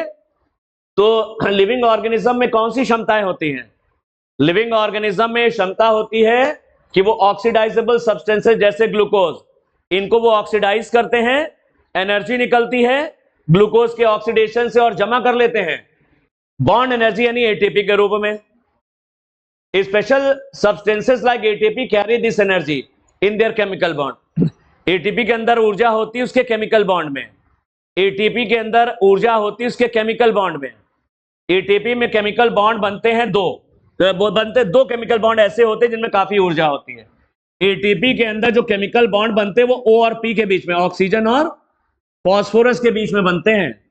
अरे एटीपी तो तुम ऐसे लिखो, एडिनोसिन मोनोफॉस्फेट, एक फॉस्फेट हो गया डाइफॉस्फेट, एक हो गया ट्राइफॉस्फेट, ये हो गया एडिनोसिन ट्राइफॉस्फेट। तुम तो सोचोगे ये जो बॉन्ड P और P के बीच में, P और P के बीच में नहीं होता, पूरा बनाओगे तो O और P के बीच पूरा स्ट्रक्चर बनाना पड़ेगा। जो एनर्जी रिच बॉन्ड होते हैं वो O और P के बीच में होते हैं। एटीपी के अंदर एनर्जी रिच बॉन्ड होते हैं। तो एटीपी के अंदर ऊर्जा होती है क्योंकि इसके अंदर एनर्जी रिच केमिकल बॉन्ड्स होते हैं। ATP synthesized by the cell. पौधों में एटीपी दो जगह बनता है, एक तो माइटोकॉन्ड्रिया में एरोबिक रेस्पिरेशन में और क्लोरोप्लास्ट में लाइट रिएक्शन में। पौधे प्लांट्स आर मोर एफिशिएंट, पौधे हमसे ज्यादा बेहतर हैं। They can synthesize ATP in 2 of their organelles. वो एटीपी अपने 2 अंगिकाओं में बना लेते हैं, माइटोकॉन्ड्रिया क्लोरोप्लास्ट। माइटोकॉन्ड्रिया में एटीपी बनेगा एरोबिक रेस्पिरेशन में, क्लोरोप्लास्ट में एटीपी बनता है लाइट रिएक्शन में। कहां? लाइट रिएक्शन में। एडीपी में इनऑर्गेनिक फॉस्फेट का जुड़ना फॉस्फोराइलेशन है। एडीपी में इनऑर्गेनिक फॉस्फेट का जुड़ना फॉस्फोराइलेशन। लेकिन लाइट रिएक्शन में ये फॉस्फोराइलेशन लाइट की प्रेजेंस में होता है। लाइट रिएक्शन में एटीपी बनता है लाइट की प्रेजेंस में, तो इस फॉस्फोराइलेशन को क्या कहते हैं? Photophosphorylation. Photophosphorylation is the synthesis of ADP from ATP. Photophosphorylation is the synthesis of ATP from ADP and inorganic phosphates in the presence of light. ADP और inorganic phosphate मिलकर के ATP बनाते हैं लाइट की प्रेजेंस में, तो इसे कहते हैं फोटोफॉस्फोराइलेशन। माइटोकॉन्ड्रिया में जो ATP बनता है वो ऑक्सीजन की प्रेजेंस में, ऑक्सीडेटिव फॉस्फोराइलेशन। माइटोकॉन्ड्रिया में आगे चैप्टर में पढ़ाएंगे। ATP बनता है ऑक्सीजन की प्रेजेंस में, एरोबिक रेस्पिरेशन में, ऑक्सीडेटिव फॉस्फोराइलेशन। ग्लाइकोलाइसिस में भी एटीपी बनता है ग्लूकोज यानी सबस्ट्रेट से, substrate level phosphorylation, substrate level phosphor. 3 तरह के फॉस्फोराइलेशन। अगर एटीपी लाइट की प्रेजेंस में बन रहा, फोटोफॉस्फोराइलेशन, ये हम लोग यहां देख रहे हैं जेड स्कीम। अगर एटीपी ऑक्सीजन यानी एरोबिक रेस्पिरेशन में बन रहा माइटोकॉन्ड्रिया में, ऑक्सीडेटिव फॉस्फोराइलेशन। अगर ग्लूकोज से एटीपी बन रहा जैसे ग्लाइकोलाइसिस में, ग्लूकोज यानी सबस्ट्रेट से एटीपी बन रहा, सबस्ट्रेट लेवल फॉस्फोराइलेशन। 3 तरह के phosphorylation. When the 2 photo system work in A series, जब दोनों फोटो सिस्टम मिलकर के काम करते हैं एक साथ, जब ये दोनों फोटो सिस्टम मिलकर के एक साथ काम करते हैं क्रमानुसार सीरीज में, first PS2 and then PS1, पहले PS2 और फिर बाद में PS1, a process called non cyclic photophosphorylation occur. तो नॉन साइक्लिक फोटोफॉस्फोराइलेशन चलता है। तो नॉन साइक्लिक फोटोफॉस्फोराइलेशन में दोनों पिगमेंट सिस्टम क्रमानुसार भाग लेते हैं। पहले कौन है? PS2, बाद में कौन है? तो इनका नाम इनके कार्य के अनुसार नहीं है, डिस्कवरी के अनुसार है। कार्य में तो पहले कौन सा आ गया? PS2 पहले।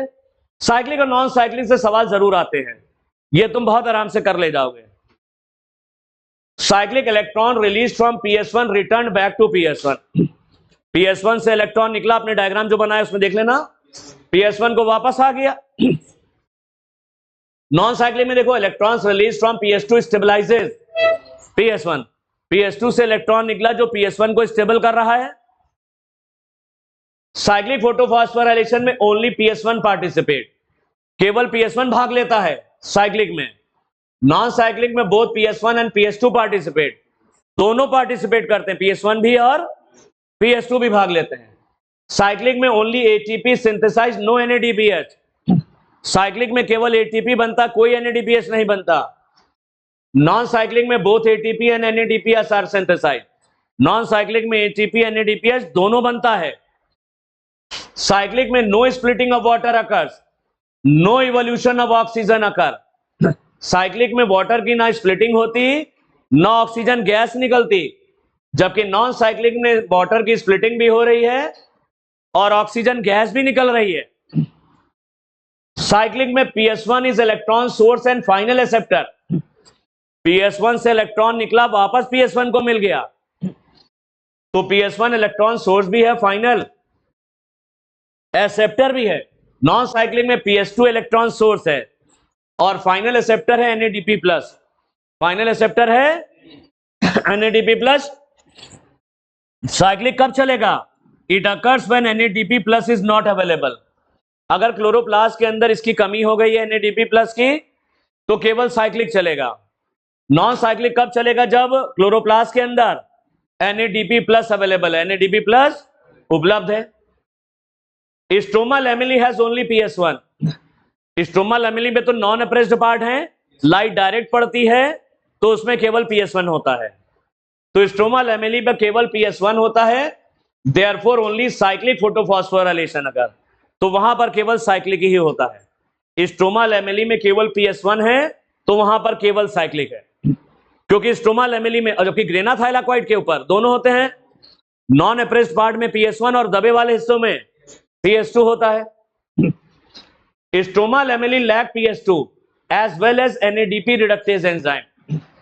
स्ट्रोमा लैमेली के पास केवल PS1 होता है, इसके पास ना PS2 होता है ना NADP रिडक्टेज एंजाइम। अब NADP रिडक्टेज एंजाइम क्या करता है? NADP रिडक्टेज एंजाइम NADP को NADPH में बदलता है। NADP रिडक्टेज एंजाइम क्या करता है? NADP को बदलता है NADPH में। ये जो एंजाइम है, लास्ट वाला स्टेप है। तो स्ट्रोमा लैमेली के पास ना ही PS2 है और ना ही NADP रिडक्टेज एंजाइम है जो NADP को NADPH में बदले। तो स्ट्रोमा लैमेली में केवल PS1 है और PS1 में केवल ATP बनेगा, केवल ATP बनेगा। Grana lamellae has both PS1 and PS2। Grana lamellae में दोनों पाए जाते, PS1 भी होता, PS2। Therefore both cyclic and non cyclic photophosphorylation occur. यहां साइक्लिक भी चलेगा और नॉन साइक्लिक भी चलेगा। Cyclic photophosphorylation also occurs when light of wavelength above 680 nanometre are available. जब 680 नैनोमीटर से ऊपर की लाइट ही उपलब्ध है और 680 के ऊपर काम करेगा P700 जो कि चीफ रिएक्शन सेंटर है PS1 का। तो जब लाइट 680 नैनोमीटर से ऊपर उपलब्ध है तो कौन सा पिगमेंट सिस्टम काम करेगा? केवल ओनली PS1। PS2 काम नहीं करेगा, क्योंकि PS2 की मैक्सिमम क्या है? अरे PS2 की मैक्सिमम वेवलेंथ क्या थी? 680 थी। और PS1 का जो चीफ रिएक्शन सेंटर है वो P। तो अगर 680 नैनोमीटर से ऊपर की लाइट उपलब्ध है तो ये वाला काम नहीं करेगा।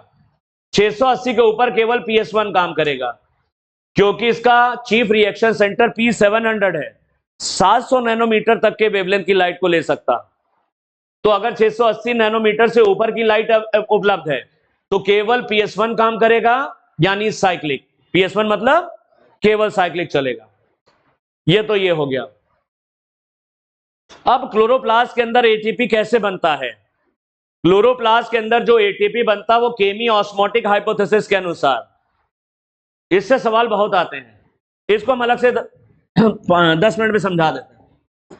केमी ऑस्मोटिक हाइपोथेसिस, चलो इसी में समझाते हैं, तो दे रखा। चलो, ये इन्होंने थाइलाक्वाइड बना दिया, तुम क्लोरोप्लास्ट इसको ना समझ बैठना। हमने थाइलाक्वाइड कुछ ऐसे बनाया था, लंबा लंबा। हमने थाइलाक्वाइड कुछ ऐसे बनाया था। ये थाइलाक्वाइड इन्होंने अंडाकार बना दिया, कोई दिक्कत नहीं। एक थाइलाक्वाइड है, अंदर है ल्यूमेन। अंदर क्या है? ल्यूमेन दिख रही है? थाइलाक्वाइड के अंदर ल्यूमेन होती है और बाहर है स्ट्रोमा। बाहर क्या है? तो क्लोरोप्लास्ट का ये एक थाइलाक्वाइड बना रखा है और थाइलाक्वाइड की मेम्ब्रेन पर लाइट रिएक्शन चल रही है। देख लो कैसे चल रही लाइट रिएक्शन। थाइलाक्वाइड की मेम्ब्रेन पर लाइट रिएक्शन चल रही है। PS2 है, PS2 से निकलने वाले इलेक्ट्रॉन का प्राइमरी एक्सेप्टर थियोफाइटिन है। थियोफाइटिन ना दे रखा तो क्या लगा देना? प्लास्टोक्यूनोन। एनसीईआरटी ने प्लास्टोक्यूनोन लिखा हुआ है। PS2 है ये। PS2 से निकलने वाले इलेक्ट्रॉन का प्राइमरी एक्सेप्टर थियोफाइटिन ना दे रखा हो, लो प्लास्टोक्यूनोन। प्लास्टोक्यूनोन से इलेक्ट्रॉन आता है साइटोक्रोम B6 के पास। साइटोक्रोम B6 से आएगा F के पास। B6 के बाद F पे आएगा और फिर आएगा इलेक्ट्रॉन प्लास्टोसाइनिन के पास। किसके पास आया? प्लास्टोसाइनिन। तो PS2 से निकलने वाला जो इलेक्ट्रॉन निकला वो थियोफाइटिन या प्लास्टोक्यूनोन के पास आया, यहां से साइटोक्रोम B6 के पास आया, फिर साइटोक्रोम F के पास आया और फिर किसके पास आया? प्लास्टोसाइनिन। प्लास्टोसाइनिन तुरंत इलेक्ट्रॉन देता है PS1 को, तुरंत इलेक्ट्रॉन देता है। तो immediate donor of electron to PS1। PS1 का इलेक्ट्रॉन आएगा फेरिडॉक्सिन के पास। ये क्या है? फेरिडॉक्सिन या फेरिडॉक्सिन भी लिख दो, कोई दिक्कत नहीं। फेरिडॉक्सिन से इलेक्ट्रॉन आता है NADP+ के पास। और NADP प्लस कन्वर्ट हो जाता है NADPH में। यहां पर एंजाइम होता है NADP रिडक्टेज। एंजाइम क्या है? NADP रिडक्टेज एंजाइम है। इसका एक और नाम है FNR, flavin nucleotide reductase. Flavin nucleotide reductase. तुम मत ध्यान रखो, NADP रिडक्टेज याद रखो। तो NADP रिडक्टेज NADP को NADPH में बदल देगा। NADP को NADPH में बदलने के लिए 2 इलेक्ट्रॉन और 2 प्रोटॉन चाहिए होते हैं। हमने उसमें लिखा हुआ है, इसको 2 इलेक्ट्रॉन और 2 प्रोटॉन चाहिए। NADP को NADPH में बदलने के लिए 2 इलेक्ट्रॉन 2 प्रोटॉन। तो देखो PH2 से इलेक्ट्रॉन निकला, इसका डाउनहिल ट्रांसपोर्ट हुआ, थियोफाइटिन प्लास्टोक्यूनोन से होता हुआ साइटोक्रोम B6 और F के पास आया, प्लास्टोसाइनिन से PS1 के पास। तो PS2 से निकला हुआ इलेक्ट्रॉन स्टेबल कर देता है इसको PS1। PS1 से इलेक्ट्रॉन निकला, प्राइमरी रिसेप्टर है फेरेडॉक्सिन। फेरेडॉक्सिन ना दे फेरेडॉक्सिन या आयरन सल्फर प्रोटीन, दोनों सही है। फेरेडॉक्सिन एक आयरन सल्फर प्रोटीन ही होती है। फेरेडॉक्सिन एक आयरन सल्फर प्रोटीन ही है। फेरेडॉक्सिन से अल्टीमेटली इलेक्ट्रॉन, यहां पे बहुत सारी चीजें होती हैं जो लिखी नहीं है, तुम्हारे लिए बिल्कुल सिंपल पढ़ना है तुमको। अल्टीमेटली इलेक्ट्रॉन गया तुम्हारा NADP प्लस के पास और NADP प्लस NADPH में बदल गया। एंजाइम यहां पर है NADP रिडक्टेज। क्लियर? ये कहां चल रहा कार्यक्रम? Light reaction. थाइलाक्वाइड की एक मेम्ब्रेन है सिंगल, एक मेम्ब्रेन पे चल रहा, अंदर ल्यूमेन है। थाइलाक्वाइड एक मेम्ब्रेन से घिरी हुई थैली है और अंदर एक ल्यूमेन है, अंदर एक ल्यूमेन। PS2 को इलेक्ट्रॉन की कमी हो रही है, आगे कैसे इलेक्ट्रॉन लगातार दे पाएगा? तो वाटर की स्प्लिटिंग हो रही है, ल्यूमेन की तरफ है या स्ट्रोमा की तरफ? ल्यूमेन की तरफ है, वाटर की स्प्लिटिंग। तो ऑक्सीजन इवॉल्विंग कॉम्प्लेक्स यहां पर है जो वाटर की स्प्लिटिंग कराता है। वाटर की स्प्लिटिंग किधर हो रही है? ल्यूमेन की तरफ हो रही है। वाटर की स्प्लिटिंग ल्यूमेन की ओर हो रही है। ये तो ऑक्सीजन इवॉल्विंग कॉम्प्लेक्स है। ये कौन से पिगमेंट सिस्टम से संबंधित है? PS2 से।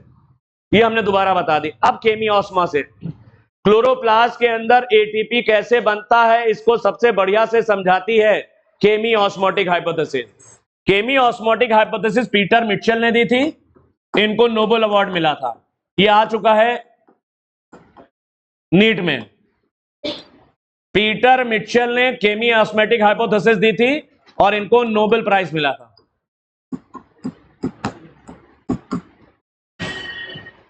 ये हाइपोथेसिस क्या कहती है? ये हाइपोथेसिस ये कहती है कि क्लोरोप्लास्ट के अंदर जो ATP बनता है वो इलेक्ट्रॉन की ऊर्जा से नहीं बनता। क्लोरोप्लास्ट के अंदर जो ATP बनता है वो इलेक्ट्रॉन की ऊर्जा से नहीं बनता, प्रोटॉन ग्रेडियंट के डेवलपमेंट से बनता है। प्रोटॉन ग्रेडियंट के डेवलपमेंट से बनता है। तो क्लोरोप्लास्ट के अंदर जो ATP बनता है वो प्रोटॉन ग्रेडियंट के डेवलपमेंट से बनता है, इलेक्ट्रॉन की ऊर्जा से नहीं बनता। प्रोटॉन ग्रेडियंट क्या होता है? प्रोटॉन ग्रेडियंट का मतलब होता है कि मेम्ब्रेन के एक तरफ प्रोटॉन ज्यादा हो जाएं और मेम्ब्रेन के दूसरी तरफ प्रोटॉन कम हो जाएं तो बन जाएगा प्रोटॉन ग्रेडियंट। प्रोटॉन ग्रेडियंट का मतलब एक तरफ मेम्ब्रेन की एक तरफ प्रोटॉन अधिक हो जाएं और मेम्ब्रेन के दूसरी तरफ प्रोटॉन कम हो जाएं तो प्रोटॉन को लेकर के क्या बन गया? ग्रेडियंट। जैसे अगरबत्ती जलाओ, अगरबत्ती के पार्टिकल यहां पे ज्यादा होंगे, जैसे जैसे आगे बढ़ते आ रहे हो अगरबत्ती के पार्टिकल उधर कम हो जाएंगे, तो ये भी ग्रेडियंट है। क्या है? यहां पर जो ग्रेडियंट बना है वो थाइलाक्वाइड की मेम्ब्रेन के आर पार है। चूंकि मेम्ब्रेन आ गया है तो इसलिए इसको केमियोस्मोसिस कहते हैं। क्या बोलते हैं? ऑस्मोसिस मेम्ब्रेन के अक्रॉस डिफ्यूजन होता है। ऑस्मोसिस मेम्ब्रेन के आर पार डिफ्यूजन होता है। वाटर का डिफ्यूजन मेम्ब्रेन के आर पार ऑस्मोसिस है। तो यहां पर मेम्ब्रेन आने से नाम क्या पड़ गया? केमियोस्मोसिस। ऑस्मोसिस शब्द आ गया। तो यहां पर जो मोमबत्ती में तो कोई मेम्ब्रेन नहीं जल रही, इसके पार्टिकल्स डिफ्यूज कर रहे हैं हवा में, तो यहां कोई मेम्ब्रेन नहीं है, ये सिंपल डिफ्यूजन है। लेकिन यहां पर जो प्रोटॉन का डिफ्यूजन है मेम्ब्रेन के आर पार, तो उसमें एक मेम्ब्रेन भी है, तो उसे केमियोस्मोसिस कहते हैं। तो केमियोस्मोसिस या केमियोस्मोटिक हाइपोथेसिस किसने दिया? पीटर मिचेल ने दिया। यह हाइपोथेसिस क्या समझाती है कि क्लोरोप्लास्ट और माइटोकॉन्ड्रिया के अंदर ATP कैसे बनता है? क्लोरोप्लास्ट और माइटोकॉन्ड्रिया के अंदर ATP प्रोटॉन ग्रेडियंट के कारण बनता है, ना कि इलेक्ट्रॉन की ऊर्जा से। ATP कैसे बना? प्रोटॉन ग्रेडियंट के कारण। इलेक्ट्रॉन की ऊर्जा से ATP नहीं बनता, प्रोटॉन ग्रेडियंट की वजह से ATP बनता है। प्रोटॉन ग्रेडियंट से मतलब एक तरफ मेम्ब्रेन के प्रोटॉन अधिक होंगे और मेम्ब्रेन के दूसरी तरफ प्रोटॉन कम होंगे और तैयार होगा प्रोटॉन ग्रेडियंट। तो इसमें देखो ल्यूमेन में प्रोटॉन अधिक हो जाते हैं और स्ट्रोमा में प्रोटॉन कम हो जाते हैं। तो थाइलाकॉइड की मेम्ब्रेन के आर पार ल्यूमेन और स्ट्रोमा के बीच में बन जाता है प्रोटॉन ग्रेडियंट। ल्यूमेन में प्रोटॉन अधिक हो जाएंगे और स्ट्रोमा में प्रोटॉन कम हो जाएंगे। थाइलाकॉइड की मेम्ब्रेन के आर पार तैयार हो जाएगा एक प्रोटॉन ग्रेडियंट। ल्यूमेन में प्रोटॉन अधिक होने के 3 कारण हैं। एनसीईआरटी ने बड़ा डिटेल, और ये बहुत ही जटिल है, यहां पर जटिल कुछ नहीं है, अभी देखो कितना इजी है। ल्यूमेन के अंदर प्रोटॉन अधिक होने के 3 कारण है। पहला कारण तो बहुत इजी है, वाटर की स्प्लिटिंग किधर हो रही है? ल्यूमेन की तरफ। तो वाटर की स्प्लिटिंग से जो प्रोटॉन निकल रहे वो कहां जमा हो गए? ल्यूमेन में जमा हो गए। कहां जमा हो गए? तो ल्यूमेन में प्रोटॉन अधिक हो गए। वाटर की स्प्लिटिंग ल्यूमेन की ओर है या स्ट्रोमा की ओर है? ल्यूमेन की ओर है। वाटर की स्प्लिटिंग ल्यूमेन की ओर होने से जो प्रोटॉन निकले वो ल्यूमेन में जमा हो गए। ल्यूमेन में, तो ल्यूमेन में प्रोटॉन अधिक हुए। दूसरा कारण ल्यूमेन में प्रोटॉन अधिक होने का, इधर देखो, जो प्राइमरी एक्सेप्टर है PS2 से निकलने वाले इलेक्ट्रॉन का, वो है फियोफाइटिन। प्राइमरी एक्सेप्टर है फियोफाइटिन, ये डिस्कवर्ड है। PS2 से निकलने वाले इलेक्ट्रॉन का प्राइमरी एक्सेप्टर कौन है? फियोफाइटिन। ये अपने इलेक्ट्रॉन एक ऐसे केमिकल को देता है, एक ऐसे पिगमेंट को देता है। ये अपने इलेक्ट्रॉन एक ऐसे पिगमेंट या एक ऐसे रिडॉक्स कंपोनेंट को देता है जो इलेक्ट्रॉन कैरियर तो है ही, ये प्रोटॉन ट्रांसलोकेटर भी है। ये क्या है? ये प्रोटॉन ट्रांसलोकेटर भी है। तो प्लास्टोक्यूनोन को हम लोग प्रोटॉन ट्रांसलोकेटर भी कहते हैं। देख रहे हो ना, ये प्रोटॉन कहां से उठा के कहां जमा कर रहा है? जरा चेक करो, ये प्रोटॉन उठा के जमा कर रहा है। गौर करो जरा, ये प्रोटॉन कहां से कहां जमा कर रहा है? ये स्ट्रोमा से प्रोटॉन को उठा के देखो ये ला रहा है, ये ल्यूमेन में जमा कर रहा है। तो प्लास्टोक्यूनोन प्रोटॉन इलेक्ट्रॉन कैरियर के साथ साथ प्रोटॉन ट्रांसलोकेटर। फिर से देखो, इसमें एनसीईआरटी ने 3-4 लाइनें लिखी हैं। PS2 से निकलने वाले इलेक्ट्रॉन का प्राइमरी एक्सेप्टर, नाम नहीं लिखा उसने, फियोफाइटिन है। ये अपने इलेक्ट्रॉन एक ऐसे कैरियर को देता है जो कि इलेक्ट्रॉन कैरियर के साथ साथ प्रोटॉन ट्रांसलोकेटर भी है, वो है प्लास्टोक्यूनोन। तो प्लास्टोक्यूनोन इलेक्ट्रॉन कैरियर भी है और प्रोटॉन ट्रांसलोकेटर भी है। प्लास्टोक्यूनोन इलेक्ट्रॉन तो कैरी कर रहा है, लेकिन ये स्ट्रोमा से प्रोटॉन को उठा के ल्यूमेन में जमा कर रहा। ल्यूमेन में प्रोटॉन अधिक होते जा रहे हैं, स्ट्रोमा में प्रोटॉन कम होते जा रहे हैं। तो ल्यूमेन में प्रोटॉन अधिक होने का दूसरा कारण जान लिया। तीसरा कारण, NADP रिडक्टेस एंजाइम। ये NADP को NADPH में बदलता है। NADP को NADPH में बदलने के लिए प्रोटॉन चाहिए। क्या चाहिए? प्रोटॉन। और ये प्रोटॉन स्ट्रोमा से लेता है। कहां से लेता है? ये प्रोटॉन कहां से ले लेता है?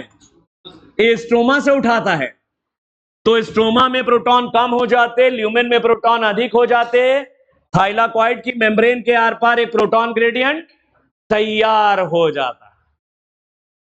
तो क्लोरोप्लास्ट और माइटोकॉन्ड्रिया में ATP कैसे बनता है? इलेक्ट्रॉन की ऊर्जा से? नो। प्रोटॉन ग्रेडियंट डेवलपमेंट से? यस। प्रोटॉन ग्रेडियंट के डेवलपमेंट से। प्रोटॉन ग्रेडियंट किसके बीच में बना? ल्यूमेन और स्ट्रोमा के बीच में बना। प्रोटॉन ग्रेडियंट ल्यूमेन और स्ट्रोमा के बीच में बना। कौन सी मेम्ब्रेन के आर पार? थाइलाकॉइड की मेम्ब्रेन के आर पार। थाइलाकॉइड की मेम्ब्रेन के आर पार ल्यूमेन और स्ट्रोमा के बीच में बन जाता है प्रोटॉन ग्रेडियंट। इसी प्रोटॉन ग्रेडियंट की मदद से ATP बनेगा। कैसे? देखो, लगातार प्रोटॉन जमा होते जा रहे हैं ल्यूमेन में। ल्यूमेन में प्रोटॉन अधिक होने के कई 3 कारण दे रखे हैं और स्ट्रोमा में कम होने के। ल्यूमेन में प्रोटॉन अधिक हो जाते हैं, स्ट्रोमा में कम हो जाते हैं। 3 कारण। पहला कारण, वाटर की स्प्लिटिंग इधर हो रही है ल्यूमेन की ओर। वाटर की स्प्लिटिंग से जो प्रोटॉन है वो ल्यूमेन में जमा हो गए। PS2 के इलेक्ट्रॉन का जो प्राइमरी कैरियर है फियोफाइटिन, वो अपने इलेक्ट्रॉन एक ऐसे कैरियर को देता है जो इलेक्ट्रॉन कैरियर के साथ साथ प्रोटॉन ट्रांसलोकेटर भी है। उसका नाम है प्लास्टोक्यूनोन। प्लास्टोक्यूनोन इलेक्ट्रॉन कैरी तो करता ही, साथ में प्रोटॉन का ट्रांसलोकेशन भी करता। ये स्ट्रोमा से प्रोटॉन को उठा के ल्यूमेन में जमा करता, तो ल्यूमेन में प्रोटॉन अधिक हो रहा है। NADP को NADPH में बदलता है NADP रिडक्टेज एंजाइम। NADP को NADPH में बदलने के लिए प्रोटॉन चाहिए, और ये एंजाइम ये प्रोटॉन यहां से उठाता, स्ट्रोमा से उठाता, तो ल्यूमेन में प्रोटॉन अधिक हो जाते और स्ट्रोमा में प्रोटॉन कम हो जाते। थाइलाकॉइड की मेम्ब्रेन के आर पार तैयार हो जाता प्रोटॉन ग्रेडियंट। यही एटीपी बनाएगा। कैसे? देखो, लगातार प्रोटॉन के आने से ल्यूमेन एसिडिक हो जाती है। लगातार इसके अंदर प्रोटॉन आ रहे हैं तो ल्यूमेन कैसी हो जाएगी? ल्यूमेन एसिडिक हो जाती है। इसकी पीएच कम हो जाएगी। एसिडिक का मतलब लगातार प्रोटॉन आ रहे हैं तो पीएच कम हो गई। मान लो यहां की पीएच हो गई 2। ल्यूमेन में लगातार प्रोटॉन आने से ल्यूमेन हो जाती है एसिडिक। ल्यूमेन की तुलना में स्ट्रोमा अल्कलाइन हो जाता है। मान लो यहां की पीएच है 6, हालांकि 7 से कम ही है दोनों की, दोनों ही एसिडिक हैं, लेकिन ल्यूमेन की तुलना में अगर स्ट्रोमा को देखा जाए तो वो अल्कलाइन है। वैसे तो पीएच दोनों की 7 से कम है, लेकिन ल्यूमेन की तुलना में स्ट्रोमा एल्कलाइन हो चुका है, क्योंकि इसकी 2 है और इसकी 6 है। जब ल्यूमेन और स्ट्रोमा की पीएच का अंतर 4 यूनिट के बराबर हो जाए, 4 यूनिट के बराबर हो जाए, 6 में से 2 घटाओ, 4 हो गया। जब ल्यूमेन और स्ट्रोमा की पीएच का अंतर 4 यूनिट के बराबर हो जाए तो प्रोटॉन उल्टा चलेगा। अब अरे पहले प्रोटॉन स्ट्रोमा से ल्यूमेन की तरफ आ रहे थे, अब जाएंगे ल्यूमेन से स्ट्रोमा की तरफ। प्रोटॉन उल्टा चलने लगते हैं। जब ल्यूमेन और स्ट्रोमा की पीएच का अंतर कितना हो गया? 4 यूनिट्स के बराबर, तो प्रोटॉन उल्टा चलेंगे। अब उल्टे का मतलब प्रोटॉन ल्यूमेन से स्ट्रोमा की तरफ। जब प्रोटॉन ल्यूमेन से स्ट्रोमा की तरफ चलेंगे तो जो प्रोटॉन ग्रेडियंट बना था वो टूट जाएगा। प्रोटॉन ग्रेडियंट टूट गया। प्रोटॉन ग्रेडियंट के टूटने से ऊर्जा निकलेगी, एनर्जी। ये एनर्जी जो एटीपी सिंथेज एंजाइम है, इसका आगे वाला हिस्सा, एटीपी सिंथेज एंजाइम का आगे वाला हिस्सा, ये एंजाइम प्रॉपर है CF1, ये एक्टिवेट हो जाता है और ये एडीपी का फॉस्फोराइलेशन करके एटीपी बना देता है। प्रोटॉन ल्यूमेन से स्ट्रोमा की तरफ कहीं से नहीं जाएंगे, वो जाते हैं एटीपी सिंथेज एंजाइम की मदद से। ये जो बना है ये एटीपी सिंथेज एंजाइम है, ये है ATP synthase enzyme. ATP synthase enzyme को अगर कायदे से देखो, ये इसके 2 पार्ट होते हैं। एटीपी सिंथेज एंजाइम के 2 पार्ट हैं। इसका CF0 वाला पार्ट, ये हरा वाला, ये थाइलाकॉइड की मेम्ब्रेन की पूरी थिकनेस में होता है।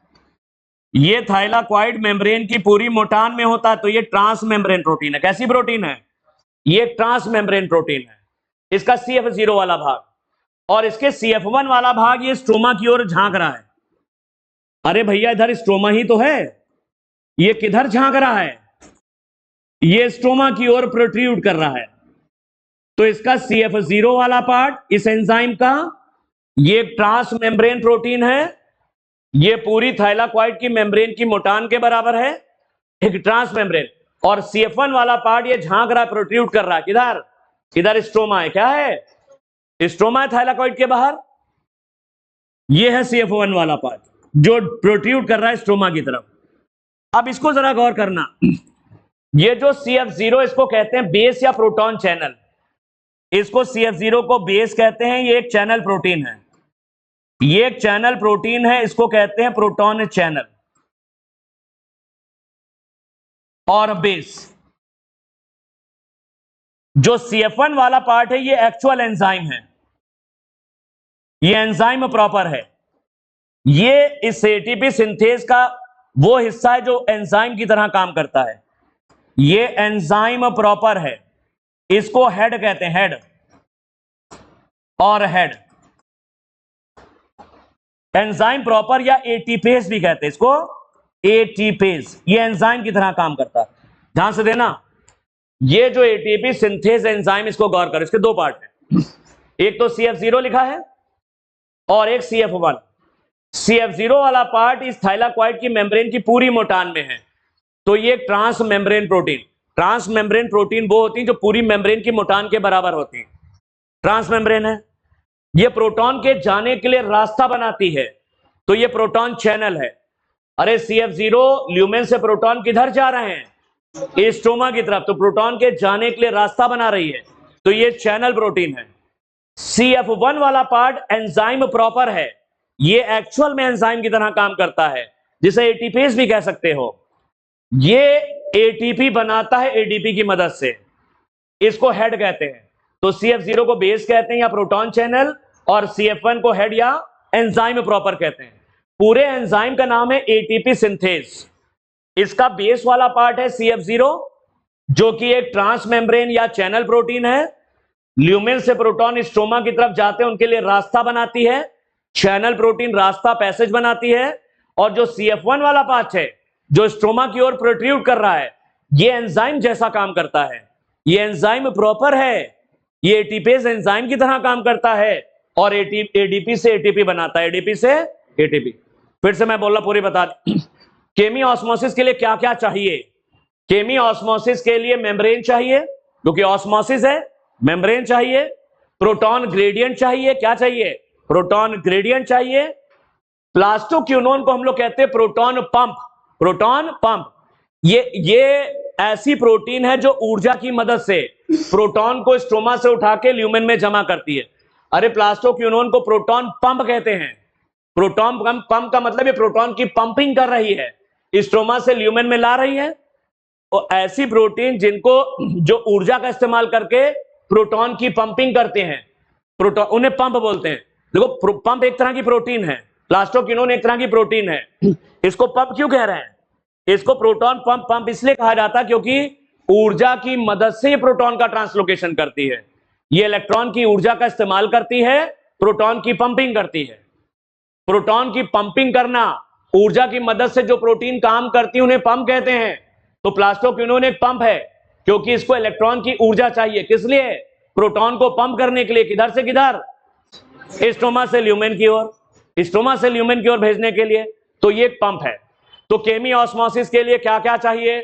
थाइलाकोइड की मेम्ब्रेन चाहिए, पहली चीज। प्रोटॉन ग्रेडियंट चाहिए, प्रोटॉन पंप यानी प्लास्टोक्यूनोन चाहिए, और एटीपी सिंथेज, और एटीपी सिंथेज चाहिए। ये प्रोटॉन कहीं से नहीं जाएंगे, किधर से निकले आ रहे हैं। ये जो प्रोटॉन ल्यूमेन से स्ट्रोमा की तरफ जा रहे हैं, वो एटीपी सिंथेज के थ्रू जाएंगे। किसके थ्रू? ये प्रोटॉन ल्यूमेन से स्ट्रोमा की तरफ जाएंगे, कहीं से नहीं जाएंगे, केवल एटीपी सिंथेज के थ्रू। एटीपी सिंथेज एंजाइम के दो पार्ट होते हैं। CF0 चैनल प्रोटीन है, प्रोटॉन चैनल है, और ट्रांस मेम्ब्रेन भी है। CF1 ये एंजाइम की तरह काम करेगी, एंजाइम प्रॉपर है। ये एटीपेज एंजाइम की तरह काम करती है, एडीपी से एटीपी बनाती है। फिर से एक बार सुन लो।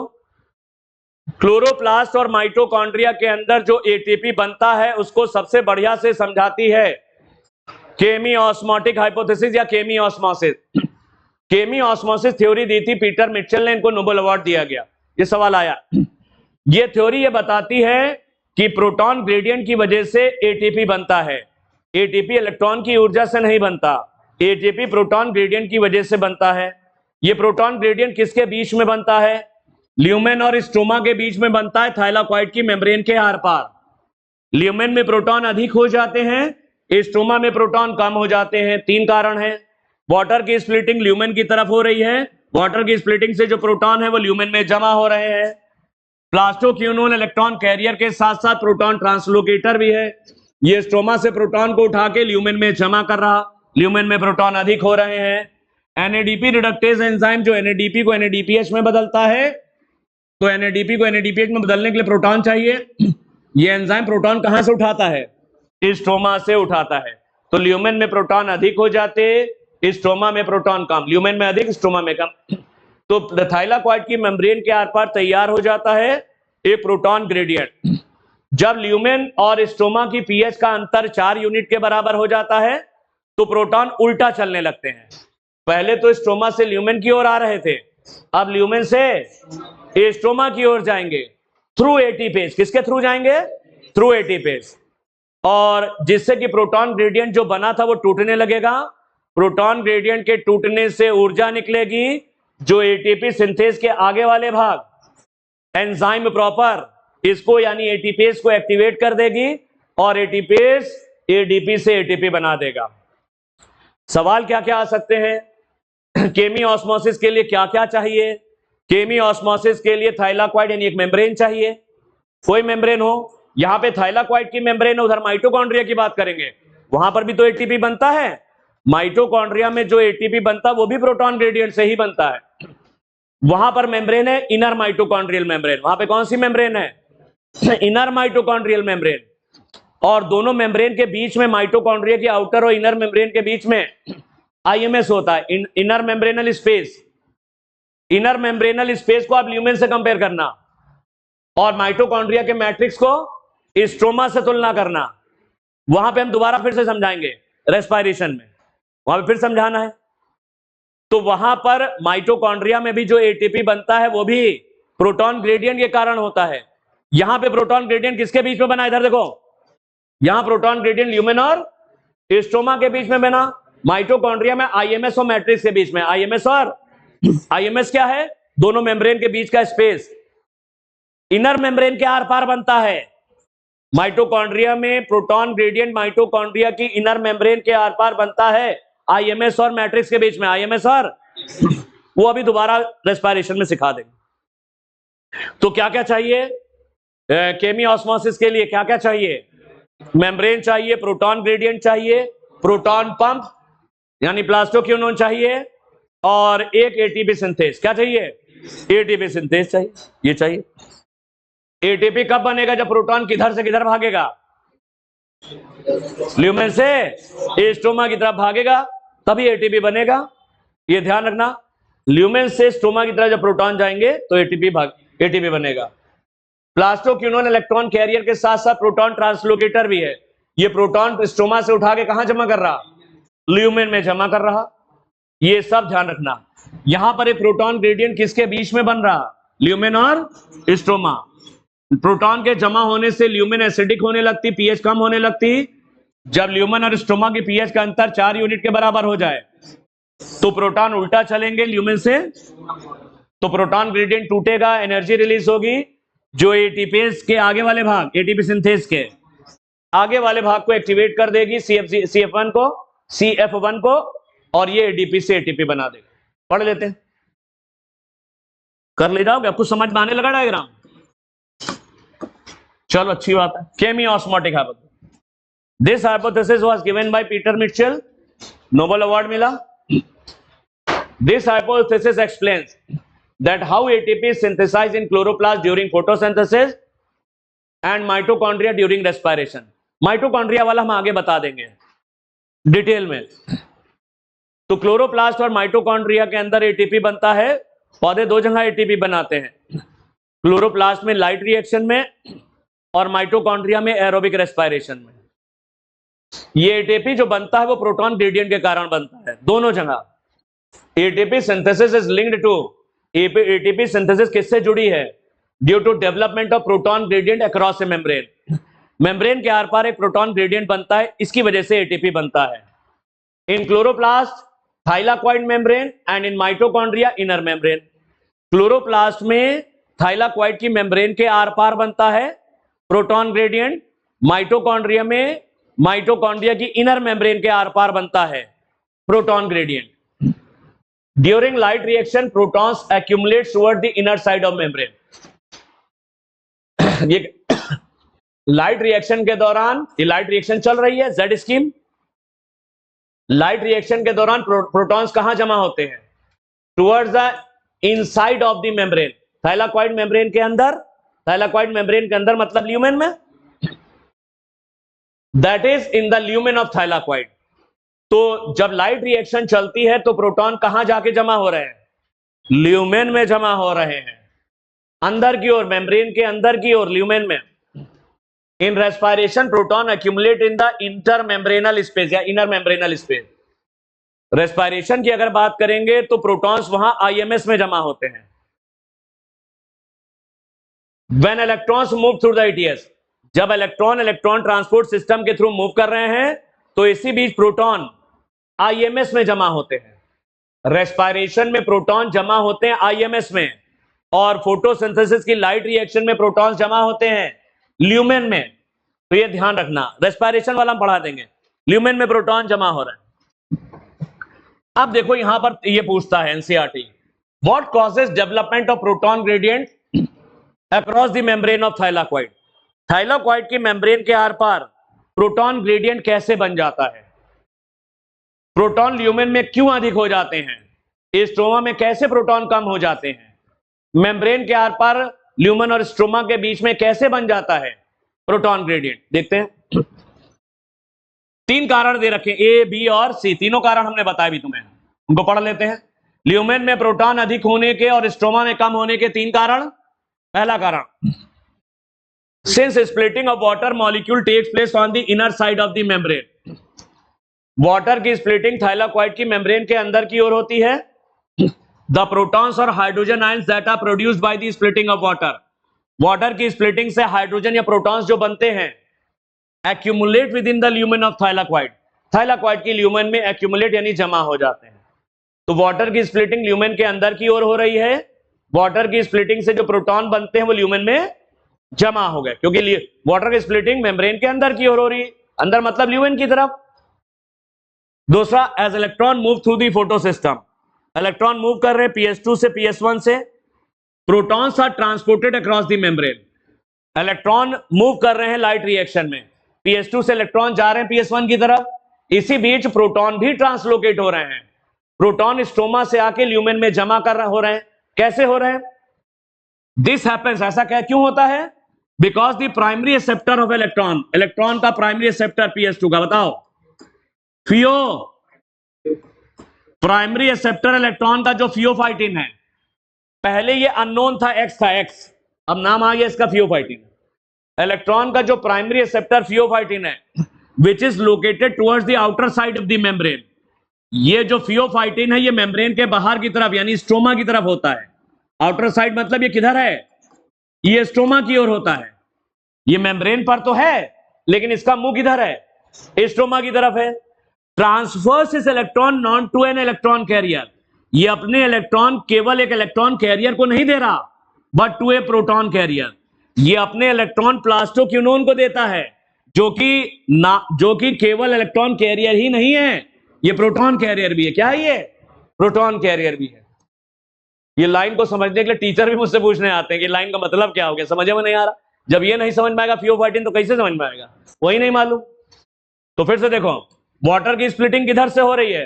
वाटर की स्प्लिटिंग जो होती है वो ल्यूमेन की तरफ होती है।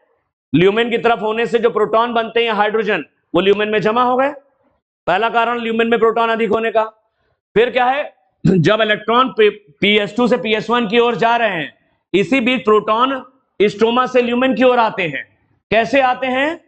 क्योंकि जो प्राइमरी एक्सेप्टर है इलेक्ट्रॉन का pheophytin, which is located towards the outer side of the membrane, जिसका मुंह जो कि स्ट्रोमा की ओर है, ये मेम्ब्रेन पर तो है लेकिन किधर है? ये किधर देख रहा है? स्ट्रोमा की तरफ है। ये अपने इलेक्ट्रॉन किसको दे रहा है? Transfers its electron not to an electron carrier, ये इलेक्ट्रॉन अपने किसी ऐसे कैरियर को नहीं दे रहा जो केवल इलेक्ट्रॉन कैरियर है, वो एक प्रोटॉन कैरियर भी है। तो इसको सिंपल भाषा में समझो, प्लास्टोक्यूनोन थाइलाकॉइड की मेम्ब्रेन के बाहर की तरफ होता है। जिस समय PS2 से इलेक्ट्रॉन PS1 की तरफ जा रहे हैं, तो इसी बीच प्रोटॉन भी ट्रांसलोकेट होते हैं। स्ट्रोमा से प्रोटॉन उठ करके ल्यूमेन में आ रहे हैं। कैसे आ रहे हैं? क्योंकि PS2 से निकलने वाले इलेक्ट्रॉन का जो प्राइमरी कैरियर है, प्राइमरी एक्सेप्टर है, वो है फियोफाइटिन, वो अपने इलेक्ट्रॉन प्लास्टोक्यूनोन को देता है। प्लास्टोक्यूनोन केवल इलेक्ट्रॉन कैरियर नहीं है, ये इलेक्ट्रॉन कैरियर के साथ साथ प्रोटॉन कैरियर या प्रोटॉन ट्रांसलोकेटर भी है। प्रोटॉन कैरियर कह लो या प्रोटॉन ट्रांसलोकेटर भी है। ये मैंने लिख दिया नीचे साफ साफ, plastoquinone is an electron carrier as well as proton translocator. It translocate protons from stroma to, ये स्ट्रोमा से प्रोटॉन को उठा करके कहां जमा कर रहा है? To the lumen of thylakoid, thylakoid की ल्यूमेन में लाके जमा कर देता है। Hence, this molecule removes the proton from the stroma while transporting an electron. जब प्लास्टोक्यूनोन इलेक्ट्रॉन को ट्रांसपोर्ट कर रहा है, तो वो प्रोटॉन को स्ट्रोमा से उठा के ल्यूमेन में डाल रहा है, तो ल्यूमेन में प्रोटॉन अधिक हो गए। वाटर की स्प्लिटिंग किधर हुई? ल्यूमेन की तरफ। वाटर की स्प्लिटिंग से जो प्रोटॉन बने कहां जमा हुए? ल्यूमेन में। प्लास्टोक्यूनोन जो इलेक्ट्रॉन कैरियर के साथ साथ प्रोटॉन ट्रांसलोकेटर भी है, ये स्ट्रोमा से प्रोटॉन को ट्रांसलोकेट करता है, ल्यूमेन में लाके जमा कर रहा।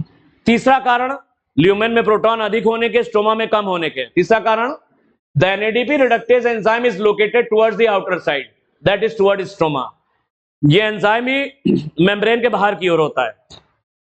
एनएडीपी रिडक्टेज एंजाइम भी मेम्ब्रेन के बाहर की ओर है, यानी स्ट्रोमा की तरफ होता है। For the reduction of NADP to NADPH, NADP को एनएडीपीएच में रिड्यूस करने के लिए इलेक्ट्रॉन और प्रोटॉन चाहिए। इलेक्ट्रॉन्स और protons are required. These protons are removed from the stroma. ये एंजाइम ये प्रोटॉन्स कहां से उठाता है? ये एंजाइम इन प्रोटॉन्स को स्ट्रोमा से उठाता है। तो हो गया, hence within the chloroplast protons in the stroma decrease in number, stroma में प्रोटॉन्स कम हो गए, while in the lumen there is accumulation of proton, lumen में प्रोटॉन अधिक हो गए। दूसरा कारण समझ में आ गया प्लास्टोक्यूनोन वाला, ध्यान रखना। अब क्या तैयार हो गया? Proton gradient. This creates a proton gradient across the thylakoid membrane as well as decrease in pH in the lumen. एक प्रोटॉन ग्रेडियंट तैयार हो गया ल्यूमेन और स्ट्रोमा के बीच में। ल्यूमेन की पीएच कम होने लगती प्रोटॉन की वजह से, ल्यूमेन एसिडिक होने लगती है, ल्यूमेन की तुलना में स्ट्रोमा एल्कलाइन होने लगता है। जब ल्यूमेन और स्ट्रोमा की पीएच का अंतर 4 यूनिट के बराबर हो जाता है, ये सब लिखा नहीं एनसीईआरटी ने, जब ल्यूमेन और स्ट्रोमा की पीएच का अंतर 4 यूनिट के बराबर हो जाता है तो प्रोटॉन उल्टा चलने लगते हैं ल्यूमेन से स्ट्रोमा, जिससे कि प्रोटॉन ग्रेडियंट जो बना था वो टूट जाता है। This gradient is important because it is the breakdown of this gradient. ये ग्रेडियंट इंपॉर्टेंट है क्योंकि जब ये ग्रेडियंट टूटेगा, that leads to the synthesis of ATP. जब ये टूटेगा तभी एटीपी बनेगा। जब प्रोटॉन ग्रेडियंट टूटेगा तभी एटीपी बनेगा। तो ये प्रोटॉन ग्रेडियंट बहुत इंपॉर्टेंट है। ये प्रोटॉन ग्रेडियंट कब टूटेगा? The gradient is broken down due to the movement of protons across the membrane to the stroma through the transmembrane channel of the CF0 of the ATP synthase. ये proton gradient कब टूटेगा? जब proton move करेंगे membrane के आर पार, किधर से किधर, किधर से किधर, ल्यूमेन से स्ट्रोमा। लेकिन ये प्रोटॉन मूव करेंगे through ATPase, ATP synthase, sorry, through ATP synthase. ATP synthase का जो CF0 वाला पार्ट है, ये प्रोटॉन के जाने के लिए रास्ता बनाता है। ये एक चैनल प्रोटीन है और ये ट्रांस मेम्ब्रेन भी है। कैसी है? ये ट्रांस मेम्ब्रेन भी है। पूरी मेम्ब्रेन की थिकनेस में है CF0 और प्रोटॉन के जाने के लिए रास्ता भी बनाती है। प्रोटॉन ल्यूमेन से स्ट्रोमा की तरफ जाएंगे। The gradient is broken down due to the movement of protons. ये ग्रेडियंट टूटता है जब प्रोटॉन मूव करते हैं अक्रॉस द मेम्ब्रेन। थाइलाकॉइड की मेम्ब्रेन के आर पार प्रोटॉन मूव करेंगे, प्रोटॉन जाएंगे ल्यूमेन से स्ट्रोमा की तरफ, टू द स्ट्रोमा, स्ट्रोमा की ओर। लेकिन ये प्रोटॉन जाएंगे through the transmembrane channel of the CF0 of the ATP synthase. ATP synthase के CF0 के द्वारा ये प्रोटॉन मूव करेंगे। CF0 को कहते हैं ट्रांस मेम्ब्रेन प्रोटीन, या एक चैनल प्रोटीन है जो प्रोटॉन के जाने के लिए रास्ता बनाती है। पूरी मेम्ब्रेन की मोटान में है तो ट्रांस मेम्ब्रेन भी है। The ATP synthase enzyme consist of 2 parts. ATP synthase enzyme के 2 भाग होते हैं। कौन कौन से? One is called CF0 is embedded in the thylakoid membrane. CF0 thylakoid की मेम्ब्रेन में पूरी तरीके से धंसा है और इसकी मोटान थाइलाकॉइड की मेम्ब्रेन की मोटान के बराबर है। ये ट्रांस मेम्ब्रेन है। ATP synthase enzyme consist of 2 parts. One called the CF0 is embedded, embedded का मतलब धंसा हुआ है, इन द थाइलाकॉइड मेम्ब्रेन। CF0 वाला पार्ट थाइलाकॉइड मेम्ब्रेन में धंसा है and forms a transmembrane channel. ये ट्रांस मेम्ब्रेन प्रोटीन है जो प्रोटॉन के जाने के लिए चैनल यानी रास्ता बनाती है। दैट कैरीज और facilitated diffusion of proton. Proton channel protein की मदद से जा रहे हैं। प्रोटीन की मदद से जो डिफ्यूजन होता है वो फैसिलिटेटेड है। वो क्या है? सिंपल डिफ्यूजन नहीं है ये। CF0 एक प्रोटीन है। CF0 प्रोटीन की मदद से जो डिफ्यूजन हो रहा, प्रोटॉन ल्यूमेन से स्ट्रोमा की ओर जा रहे हैं, डिफ्यूज हो रहे हैं, प्रोटीन की मदद से हो रहे हैं, तो ये फैसिलिटेटेड डिफ्यूजन है प्रोटॉन का थाइलाकॉइड की मेम्ब्रेन के आर पार, across the membrane. The other portion, इस एंजाइम का दूसरा वाला भाग CF1 है, किधर झांक रहा है, and protrudes on the outer surface of the thylakoid membrane on the side that faces the stroma. ये CF1 वाला पार्ट स्ट्रोमा की ओर है, किधर है, ये स्ट्रोमा की ओर प्रोट्रूड कर रहा है, झांक रहा है। The breakdown of proton gradient provides enough energy. Proton gradient जब ये टूटता है, कब टूटेगा, जब प्रोटॉन मूव करेंगे ल्यूमेन से स्ट्रोमा की तरफ एटीपी सिंथेज के CF0 CF1 के द्वारा।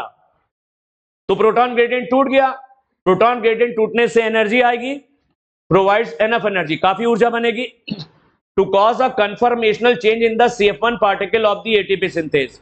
एटीपी सिंथेज का जो CF1 वाला पार्ट है, इसमें कुछ चेंजेस हो जाते हैं, कन्फॉर्मेशनल चेंजेस कहते हैं, 3 डायमेंशनल स्ट्रक्चर में चेंज हो जाना। CF1 के 3D स्ट्रक्चर में बदलाव कर देते हैं।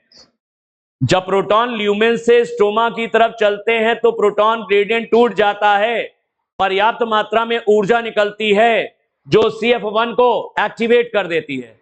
CF1 के स्ट्रक्चर में 3 डायमेंशनल चेंजेस हो जाते हैं, कन्फॉर्मेशनल चेंजेस हो जाते हैं, ये एक्टिवेट हो जाता CF1 which activates ATP synthase enzyme।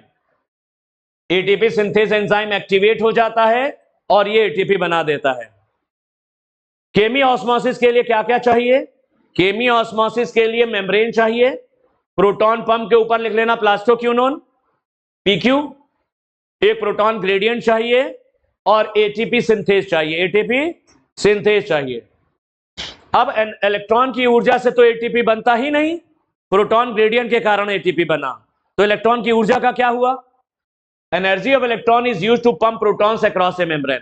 Plastoquinone electron की ऊर्जा का इस्तेमाल करता है प्रोटॉन को पंप करने के लिए, ये स्ट्रोमा से प्रोटॉन को उठा के ल्यूमेन में जमा करता है टू क्रिएट अ ग्रेडियंट और a high concentration of protons within the thylakoid lumen. ये प्रोटॉन ग्रेडियंट तैयार करता है, ल्यूमेन में प्रोटॉन अधिक हो जाते हैं, स्ट्रोमा में कम हो गए। ATP synthase as a channel that allows diffusion of proton back across the membrane। ATP synthase enzyme के पास एक चैनल है CF0, लिख लो, that allows the diffusion of proton back the membrane। back the membrane का मतलब पहले proton आ रहे थे stroma से ल्यूमेन की, उल्टा जाएंगे, back the मतलब ल्यूमेन से stroma. This releases enough energy to activate ATP synthase enzyme। काफी ऊर्जा निकलती है जो ATP synthase enzyme को एक्टिवेट कर देती है। इसका जो CF1 वाला पार्ट है वो एक्टिवेट हो जाता है, that catalyses the formation of ATP, और वो ATP का फॉर्मेशन होता है, ATP का फॉर्मेशन होता है। अभी ये वाला फिर से एक बार समझ लो, ATP सिंथेज एंजाइम, क्योंकि ये नहीं समझो उधर माइटोकॉन्ड्रिया में फिर बताना पड़ेगा। आप देखो, ये है ATP सिंथेज, ये क्या है, ये ATP सिंथेज है, ये ATP सिंथेज। इस ATP सिंथेज के 2 पार्ट हैं। इस ATP सिंथेज का ये वाला पार्ट है, ये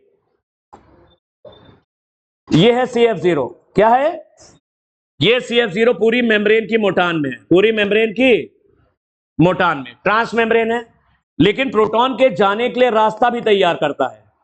तो ये एक चैनल प्रोटीन है। कैसी प्रोटीन है? ये एक चैनल प्रोटीन है, ट्रांस मेम्ब्रेन भी है और चैनल प्रोटीन भी है।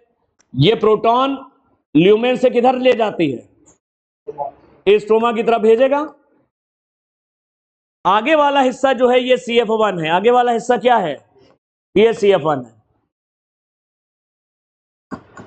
तो जब प्रोटॉन ल्यूमेन से स्ट्रोमा की तरफ आने लग जाते हैं तो जो प्रोटॉन ग्रेडियंट बना था वो टूट जाता है, अधिक मात्रा में ऊर्जा निकलती, काफी ऊर्जा, एनफ एनर्जी, इतनी ऊर्जा निकलती जो CF1 वाला पार्ट है इसके 3D स्ट्रक्चर में बदलाव कर देती है। कन्फॉर्मेशनल चेंजेस मतलब 3D स्ट्रक्चर में चेंज हो जाता, ये एक्टिवेट हो जाता CF1, और ये ADP का फॉस्फोराइलेशन करके, ये ADP का फॉस्फोराइलेशन करके ATP बना देता है। तो ये एंजाइम एक्चुअल में पूरा ATP सिंथेज एंजाइम है, ये एंजाइम पूरा ATP सिंथेज एंजाइम है, ये ध्यान रखना। लेकिन पूरा ये पार्टिकल ATP सिंथेज एंजाइम तो कहलाता है, लेकिन एंजाइम की तरह जो बिहेव करता है वो आगे वाला है, वो एंजाइम प्रॉपर है, वो CF1 है। पीछे वाला भाग केवल प्रोटॉन के लिए जाने का रास्ता तैयार करता है। ये एक ट्रांस मेम्ब्रेन चैनल प्रोटीन है जो प्रोटॉन को ल्यूमेन से स्ट्रोमा की तरफ लाती है। जब प्रोटॉन ल्यूमेन से स्टोमा की तरफ आ रहे हैं, जो प्रोटॉन ग्रेडियंट टूट गया, प्रोटॉन ग्रेडियंट टूटने से ये एक्टिवेट हो जाता है, काफी ऊर्जा निकलती है। CF1 के स्ट्रक्चर में कुछ चेंजेस आ जाते हैं। CF1 का जो कन्फॉर्मेशनल स्ट्रक्चर है यानी 3D स्ट्रक्चर वो बदल जाता है, ये एक्टिवेट हो जाता है। CF1 ADP का फॉस्फोराइलेशन करके ATP बनाता है। ध्यान रखना ATP कब बनेगी, जब प्रोटॉन ल्यूमेन से स्टोमा की तरफ आएंगे। कर पाओगे ये? हैं? देख लो